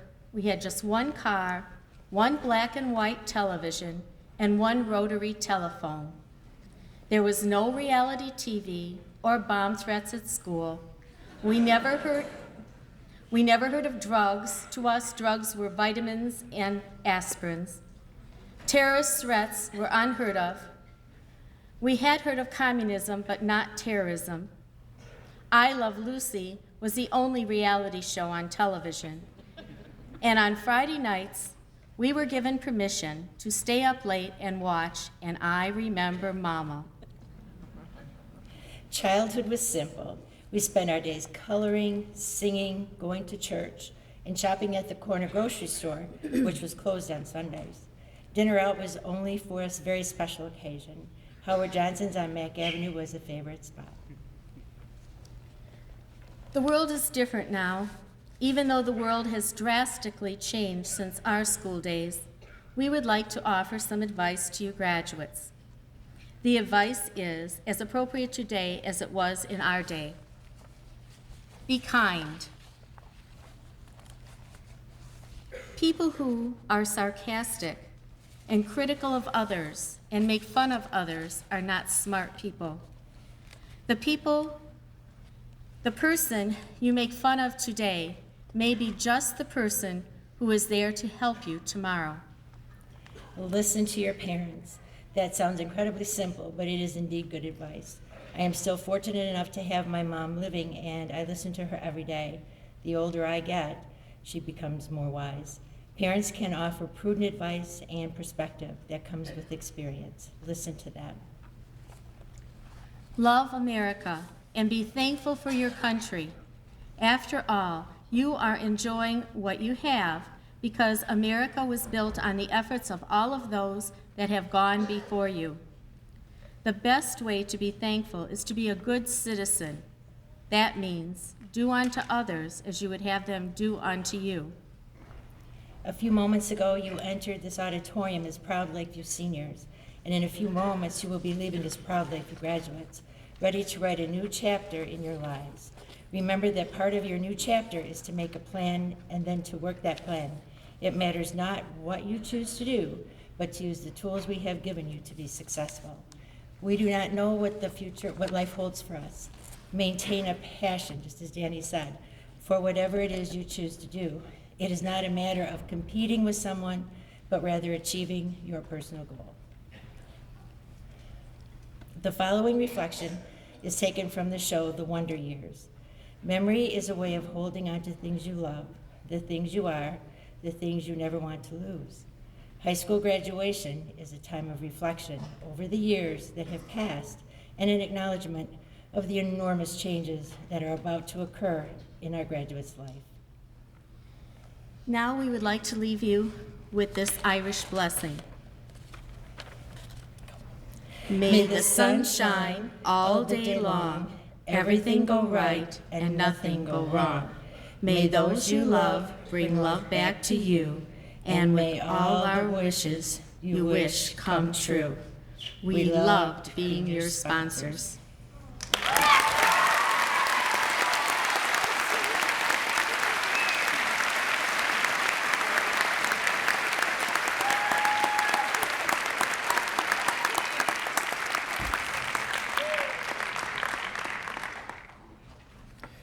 President Dombrowski, it is my honor as the principal of Lakeview High School to present to you and the Board of Education these members of the class of 2008. They have completed all the requirements set forth by the policies of the Board of Education and the laws of the state of Michigan. I therefore recommend they be presented their diplomas.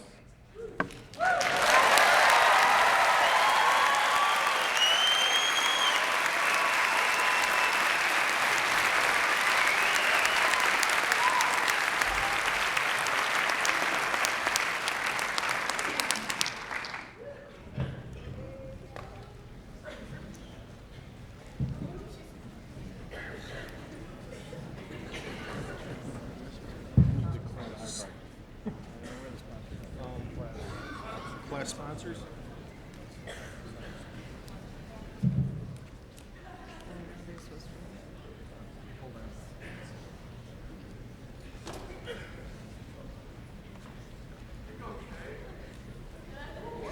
More work to do. Still have more work to do.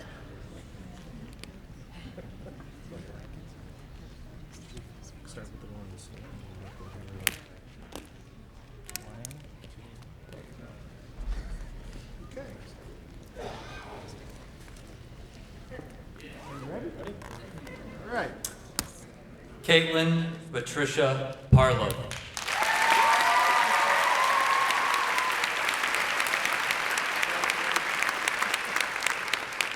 Shannon K. Murray.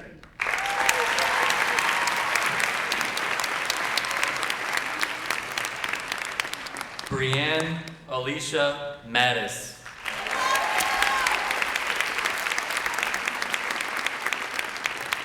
Lauren Ashley Lacrosse.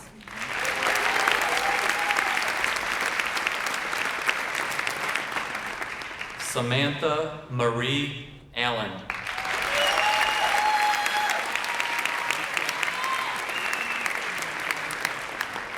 Joshua Jerome Anderson.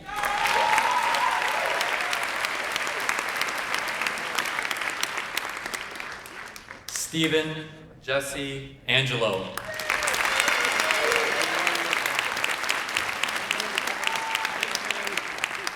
Marissa Lee Badia.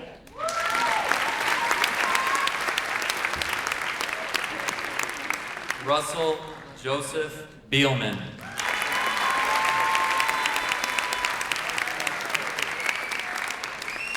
Catherine Ann Bigham.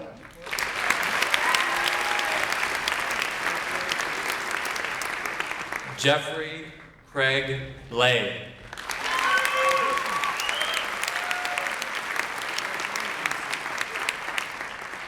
Tyler Joseph Bowen.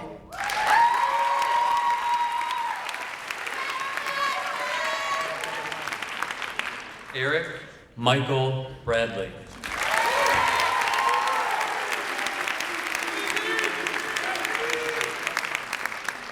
Celia Davis Brayman.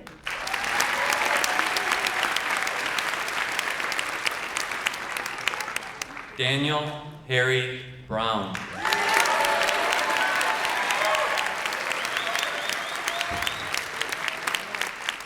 Danielle Nicole Brucey.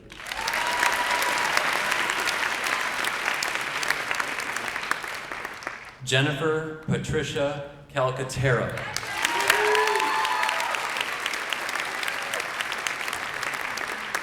Nicole Marie Capuano.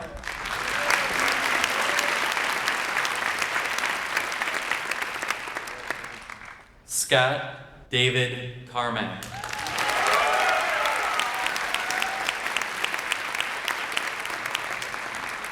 Richard Thomas Carpenter.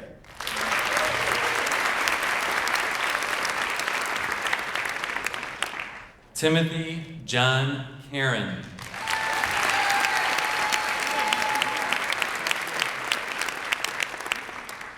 Victoria Lynn Chereau.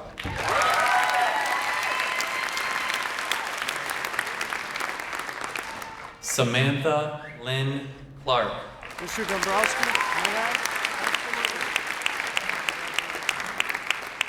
Benjamin Joseph Klossman.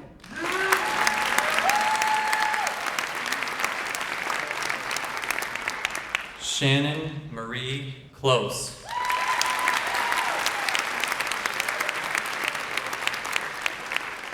Catherine Jane Colgan.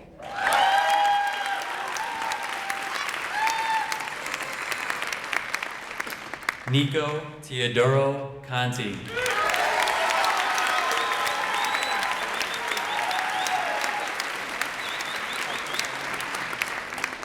Stephen Joseph Conway.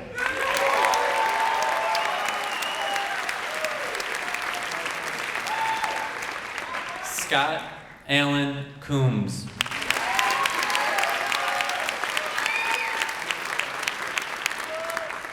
Emily Lauren Cooper.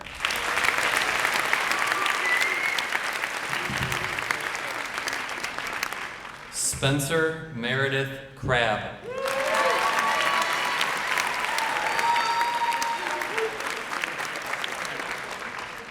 Taylor Jane Kramer.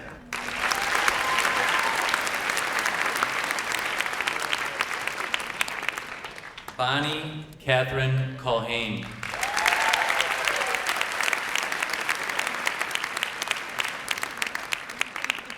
Dominic Joseph Davish.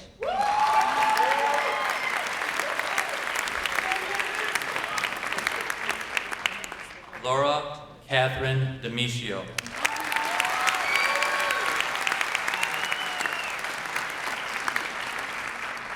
Logan Lee Darlow.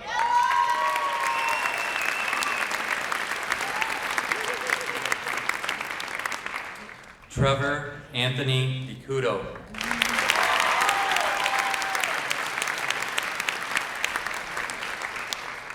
Shelley Lee DeHose.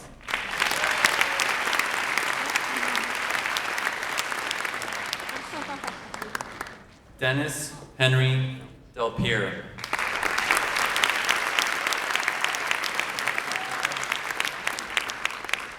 Lauren Kimberly Demers.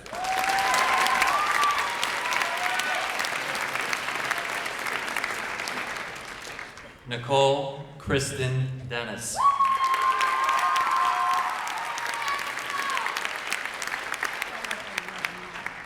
Ryan Anthony DeSantis.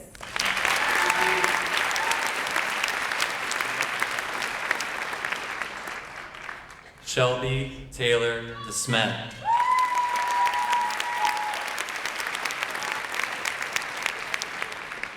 Joseph Michael DiGiovanni.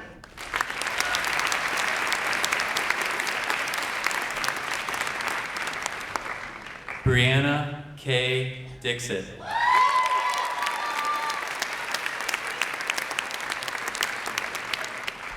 Annalise Margaret Dobson.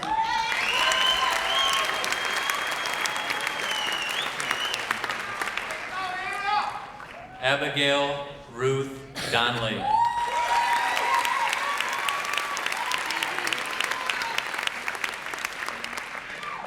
Caitlin Renee Downey.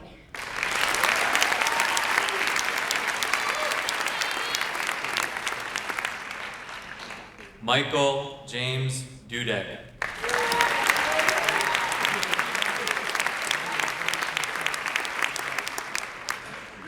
Kenneth Richard Dupree.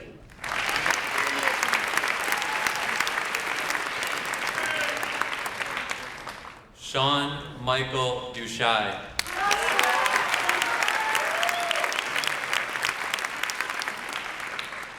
Kelsey Nicole Egan.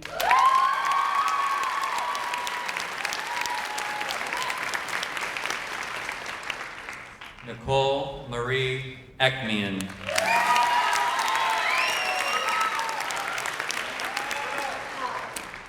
Bernadette Marie Ellison.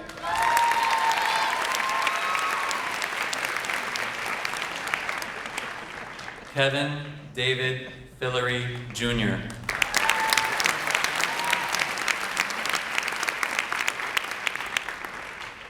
Benjamin Henry Fisher.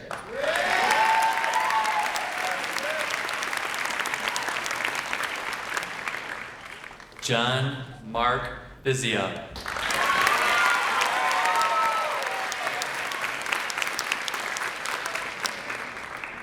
Ethan Edward Flynn.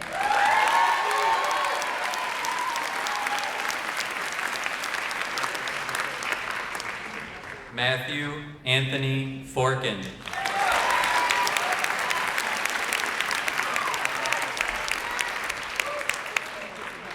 Kelsey Jonna Franchuk.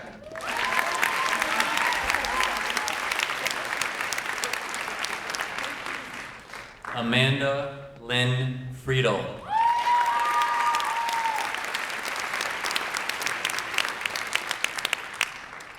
Alexander Stewart Gardner.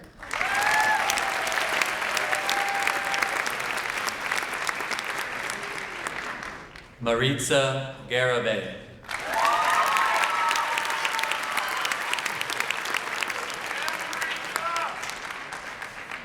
Joseph James Garfolo.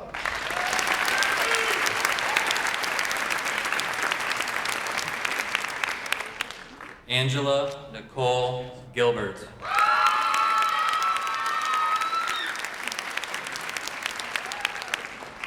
Courtney Lynn Gore.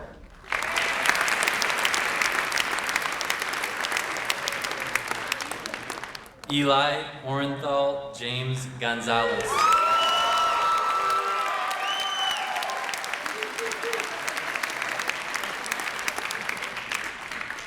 Spencer James Gould.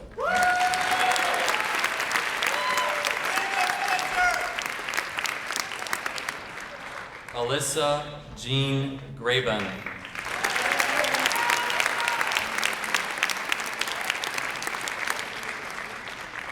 Alyssa Marie Graham.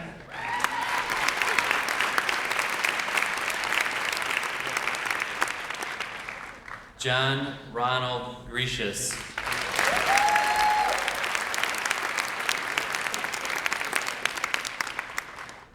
Tess Elizabeth Guyette.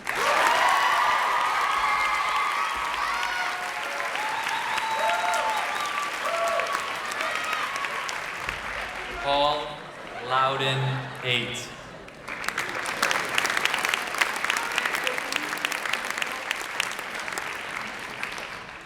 Jerry Louise Hall.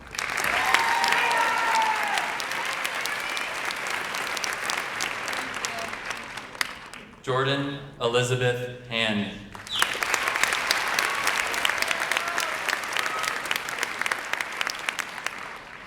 Jeffrey Kyron Michael Hardman.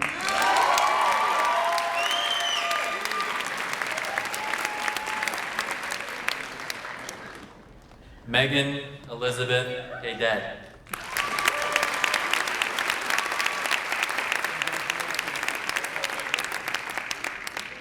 Brandon Michael Herbert.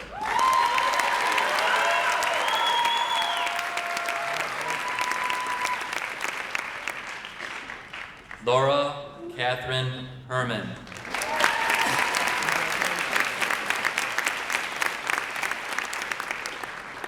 Christopher Joseph Hershey.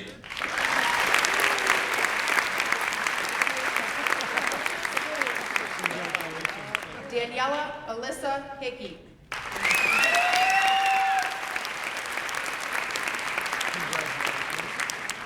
Mary Angelica Hickson.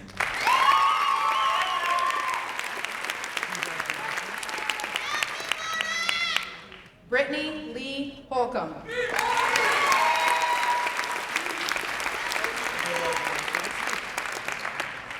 Janine Renee Holland.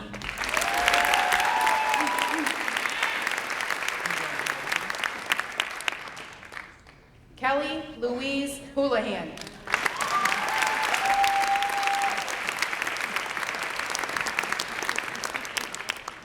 Shelby Lynn Hunter.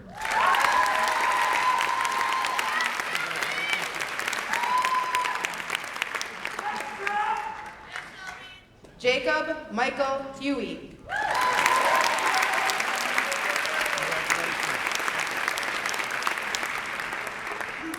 Jesse James Hyatt.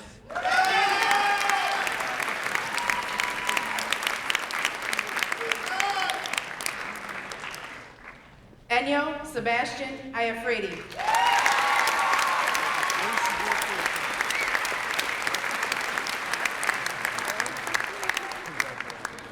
Brian William Iminski.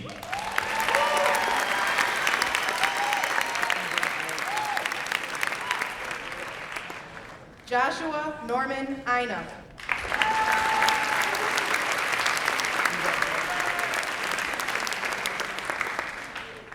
Matthew James Isaacs.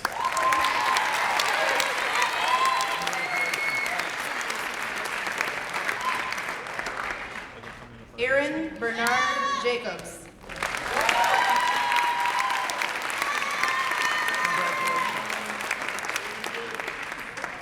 Matthew Joseph Jameson.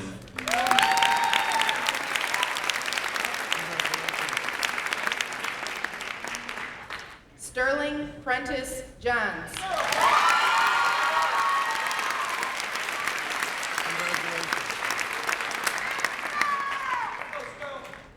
Caitlin Marie Johnson.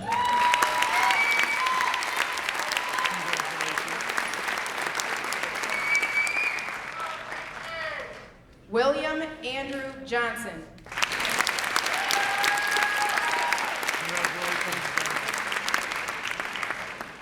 Stephanie Lee Jones.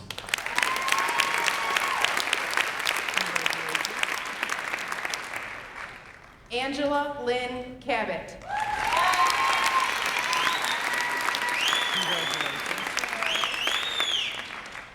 Ryan Christian Kanaya.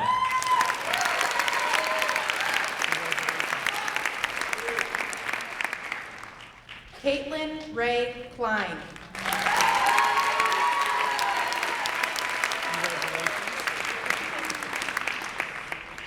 Sarah Antoinette Kleiner.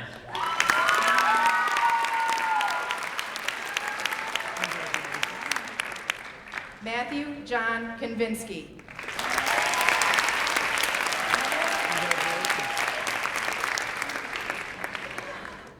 David Michael Kopaz.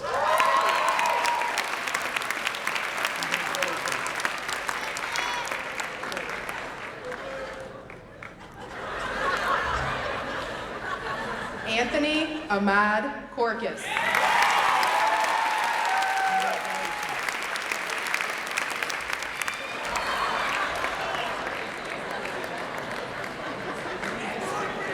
Lauren Lee Korolowitz.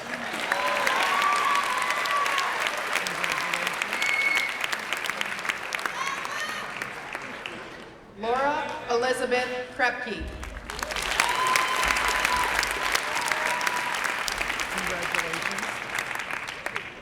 Alexandra Tamara Ruth Kresick.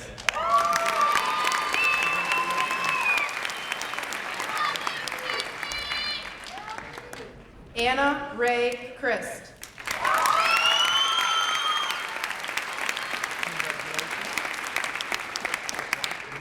Ashley Rose Krukevich.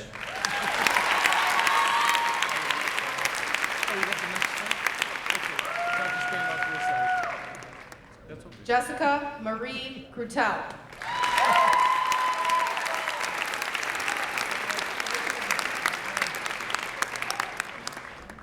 Bonnie Huang.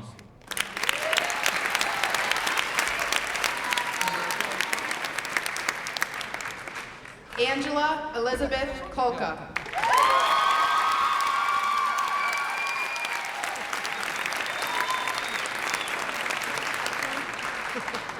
Allison Lauren Kushner.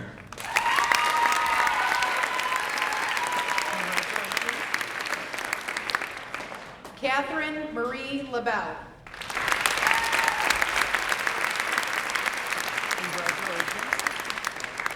Samuel John LaFleur.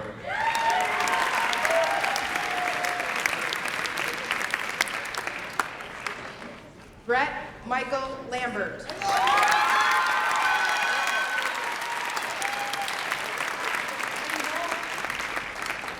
Thomas Edward Lambert.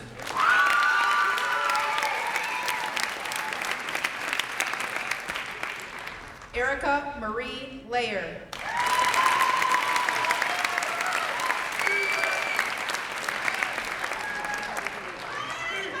Marcy McGregor Lennox.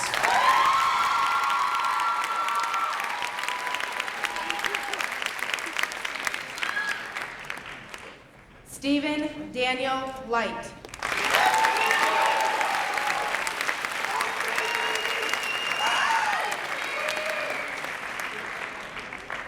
Michael Lloyd Link.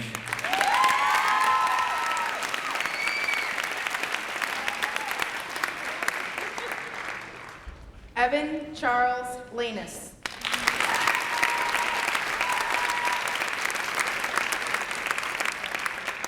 Shane Ryan McPhee.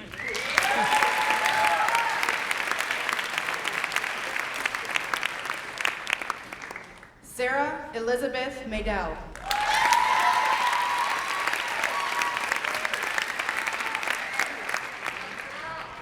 Selena Jeanette Mancina.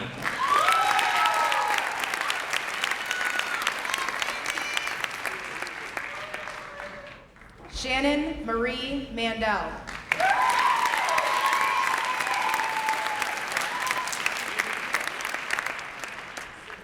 Amanda Elizabeth Menino.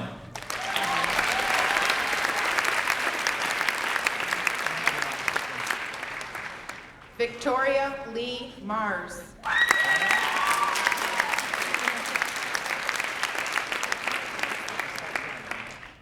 Anthony John Massou.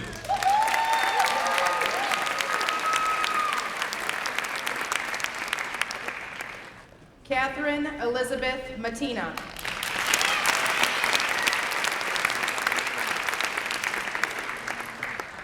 Rachel Lynn Maurer.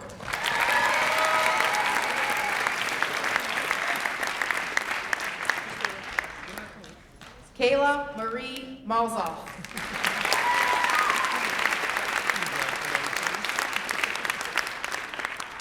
Ryan Patrick McCarver.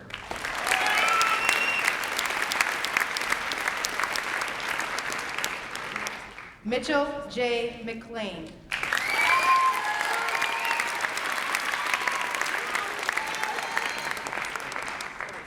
Melissa Marie McIntosh.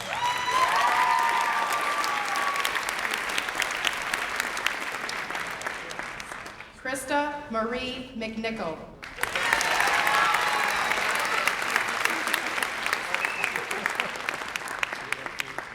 Michael Edward Mercurio.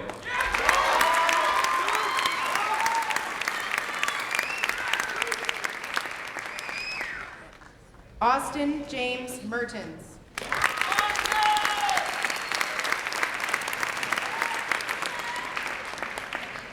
Julie Ann Myers.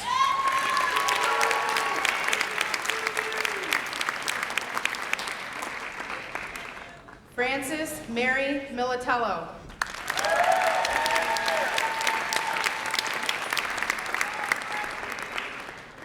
David Joseph Miller.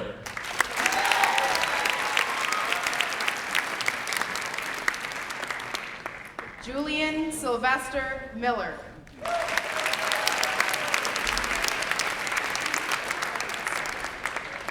Tara Ashley Mills.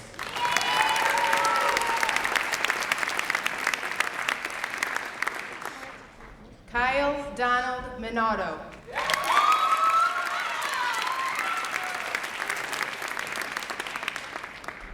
Brian Kenneth Mitzel.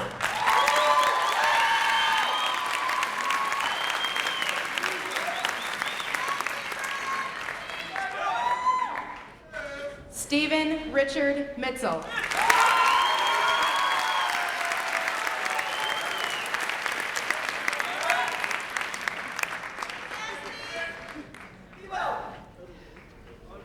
Katie Lynn Monfett.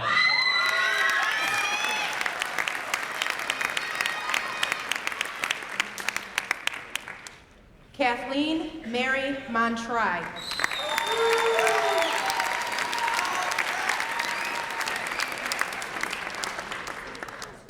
Jonathan Michael Moreau.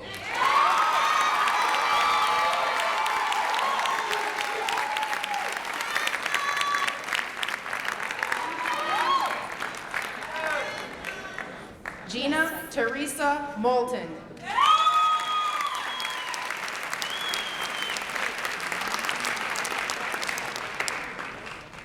Jeffrey Scott Nadeau.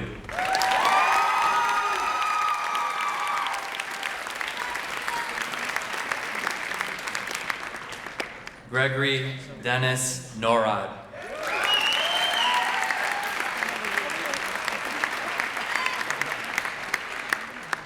Elizabeth Ann Novak.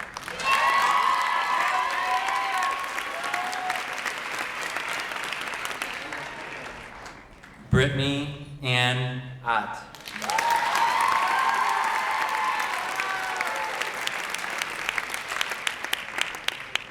Randall Marion Owens.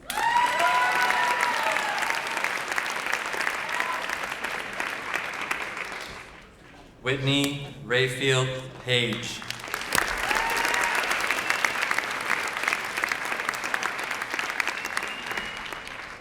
Edwin Steve Partika.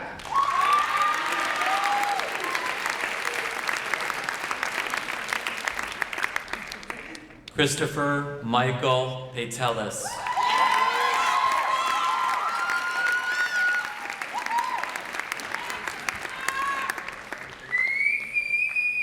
Alexander David Pelkey.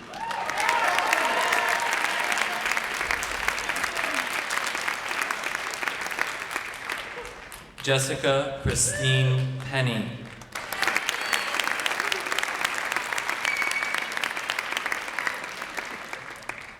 Andrew Peter Petrilka.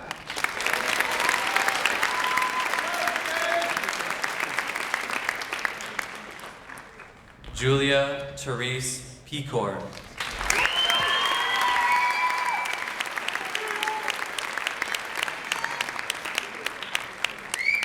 Mark Andrew Pajolo.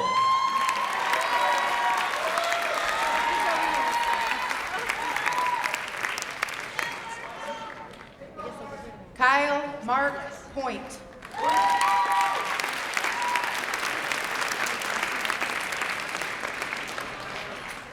Nicole Amber Preble.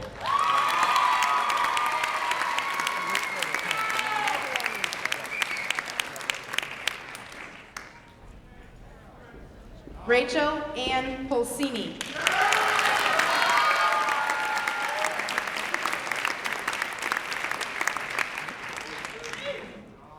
Jordan Joseph Quinn.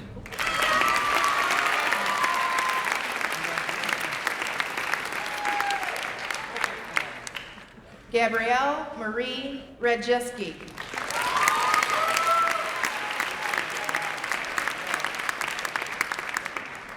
Cassandra Raquel Renaud.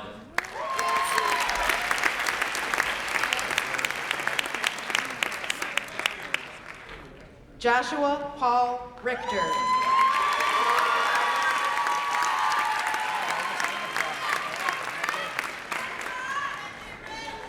Anthony Edward Rissman.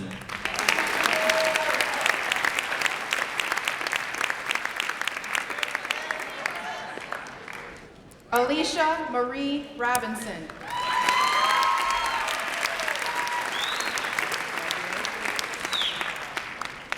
Matthew John Roeder.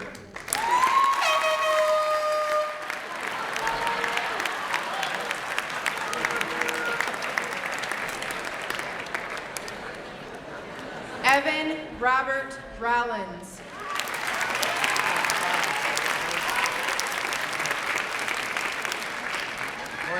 Rachel Victoria Rizek.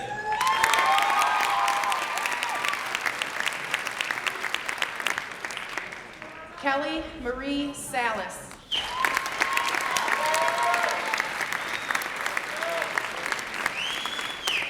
Melissa Lynn Sawicki.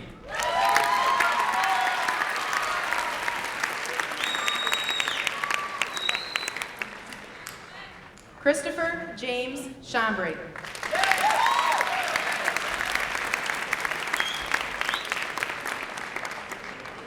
Conrad Richard Schmierheim.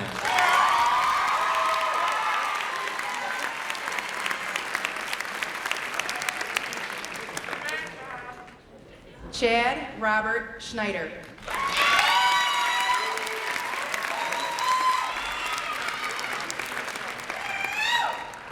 Samantha Helene Schultz.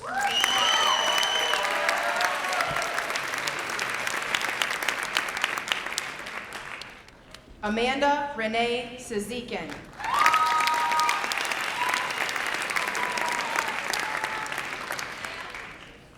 Nicholas Louis John Sharbo.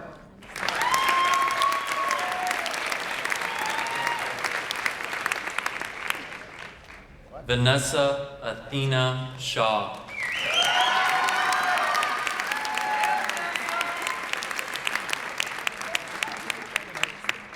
Jacqueline Marie Sheptak.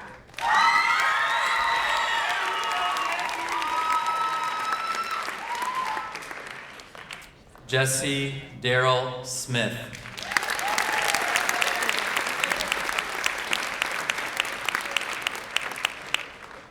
Joel Evan Smith.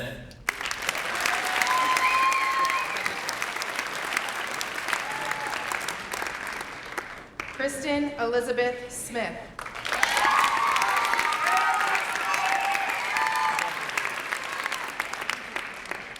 Abby Rose Smolinski.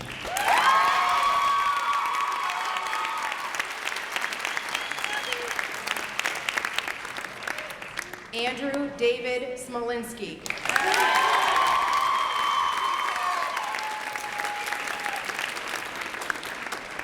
Sarah Rose Snyder.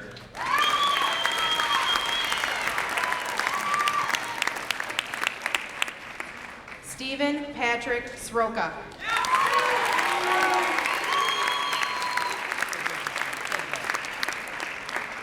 Megan Marie Stavali.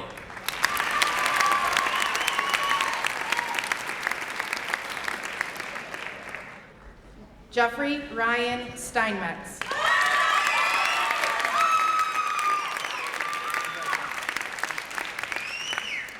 John Paul Lugat Stevens.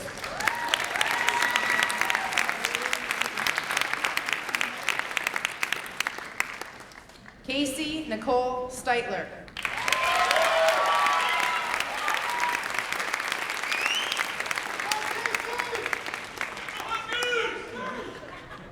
Lindsay Elizabeth Stoika.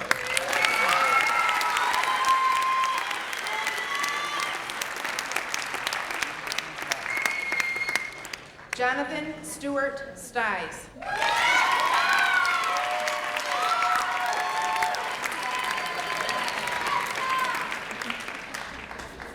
Douglas Carl Sweetwood.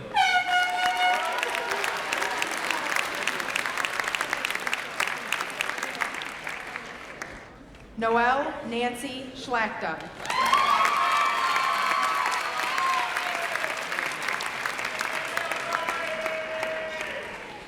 Perry William Teolis.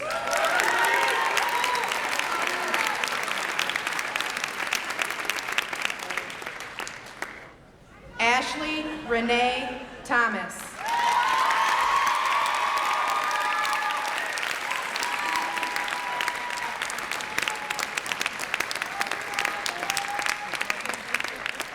Joshua Charles Thomas.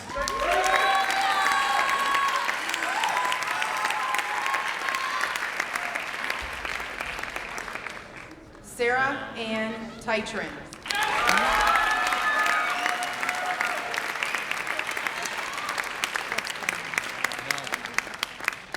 Anthony Solanas Tortomosi.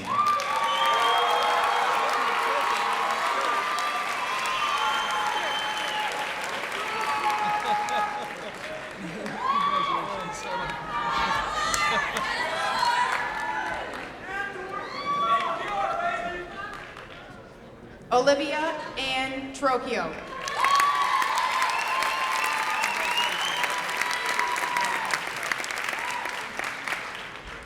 Christopher Allen Trombley.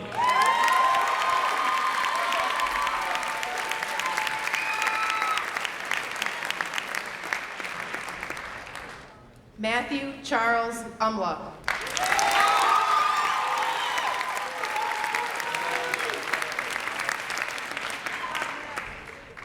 Benjamin Jesse William Van Loon.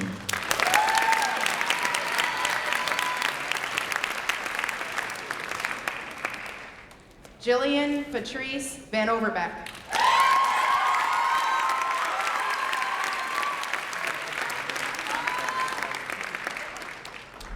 Michaela Marie Vicchio.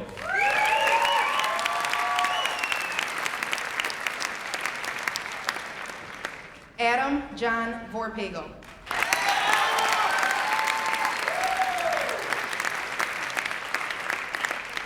Marissa Josephine Waldorf.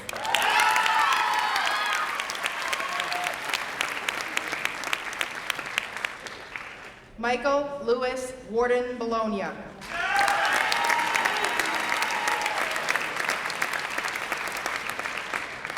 Amanda Joy Wheaton.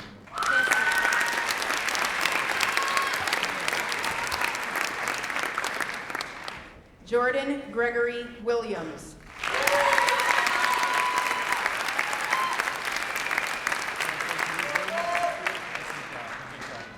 Carly Elise Wilson.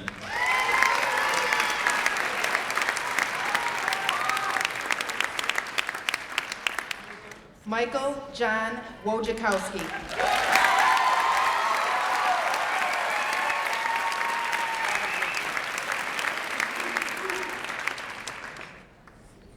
Andrew Gentry Wright.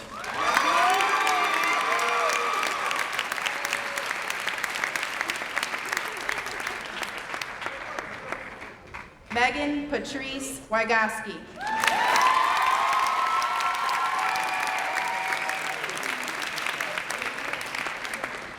Alan Michael Weislick.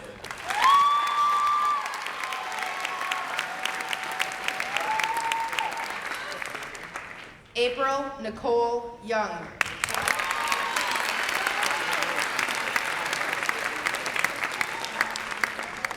Zachary Sam Zaharidis.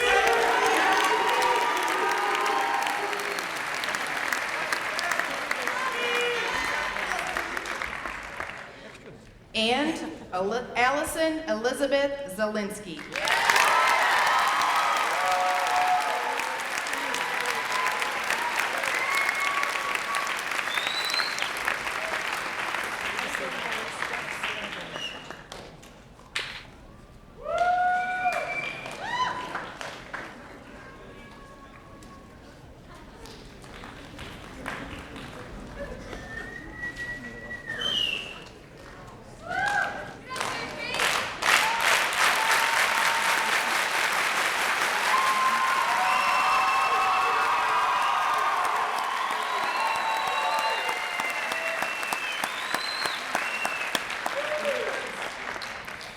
If we could have the house lights, please. And Caitlin, could you please come forward? Go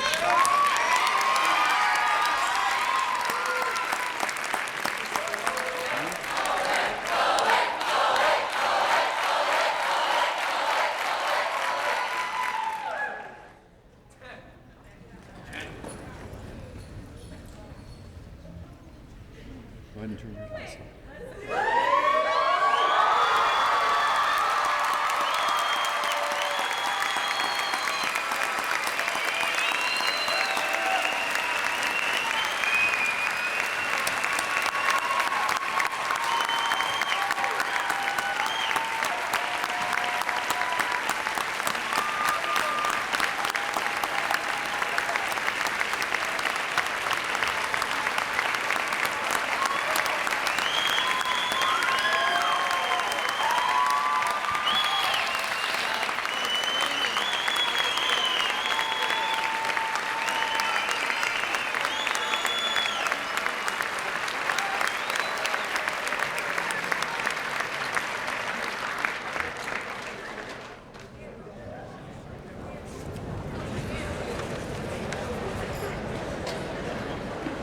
In closing, your generation could be described as the I generation. The iPod, iTunes, iNotes, iPhones, iTouch, iMacs, all very much of the I generation. My generation wasn't so I-connected. We were the kid generation, the we generation, and we had a philosopher that came into our home by the way of our black and white televisions, color if we were lucky. He wore a cardigan sweater and spoke to us for a half an hour every day. I'd like to share with you some of his wisdom, and I quote, "I'm proud of you. I hope you're proud as I am, and that you're learning how important you are and how important each person you can be. Discovering each one's specialty is the most important learning. I'm proud of you for the times you said no when it seemed to mean it would be a loss of pleasure, yet eventually supported the growth of somebody else and yourself.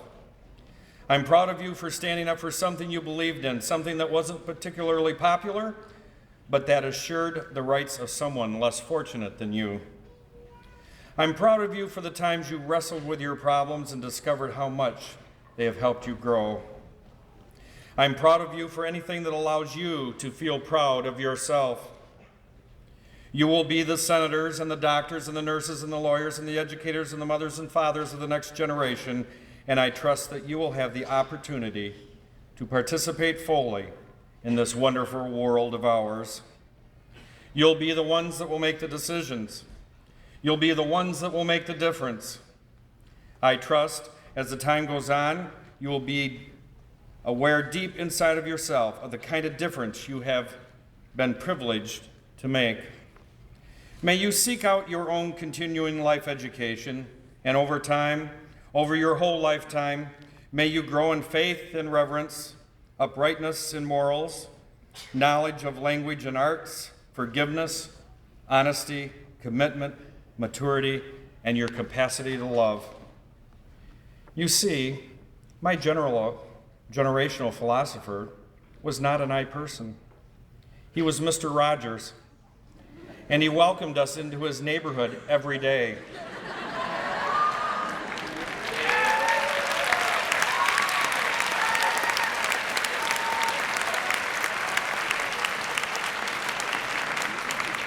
Your neighborhood is not an I place. It's not just Lakeview High School, or the beautiful city of St. Clair Shores, or the great state of Michigan, or this wonderful country we live in. Your neighborhood is the world, and it needs the help of everyone, not just a single I. Graduates, I am very proud of you. Go forward with courage, strength, and follow your dreams. And now, it is time to part. Let us go in peace.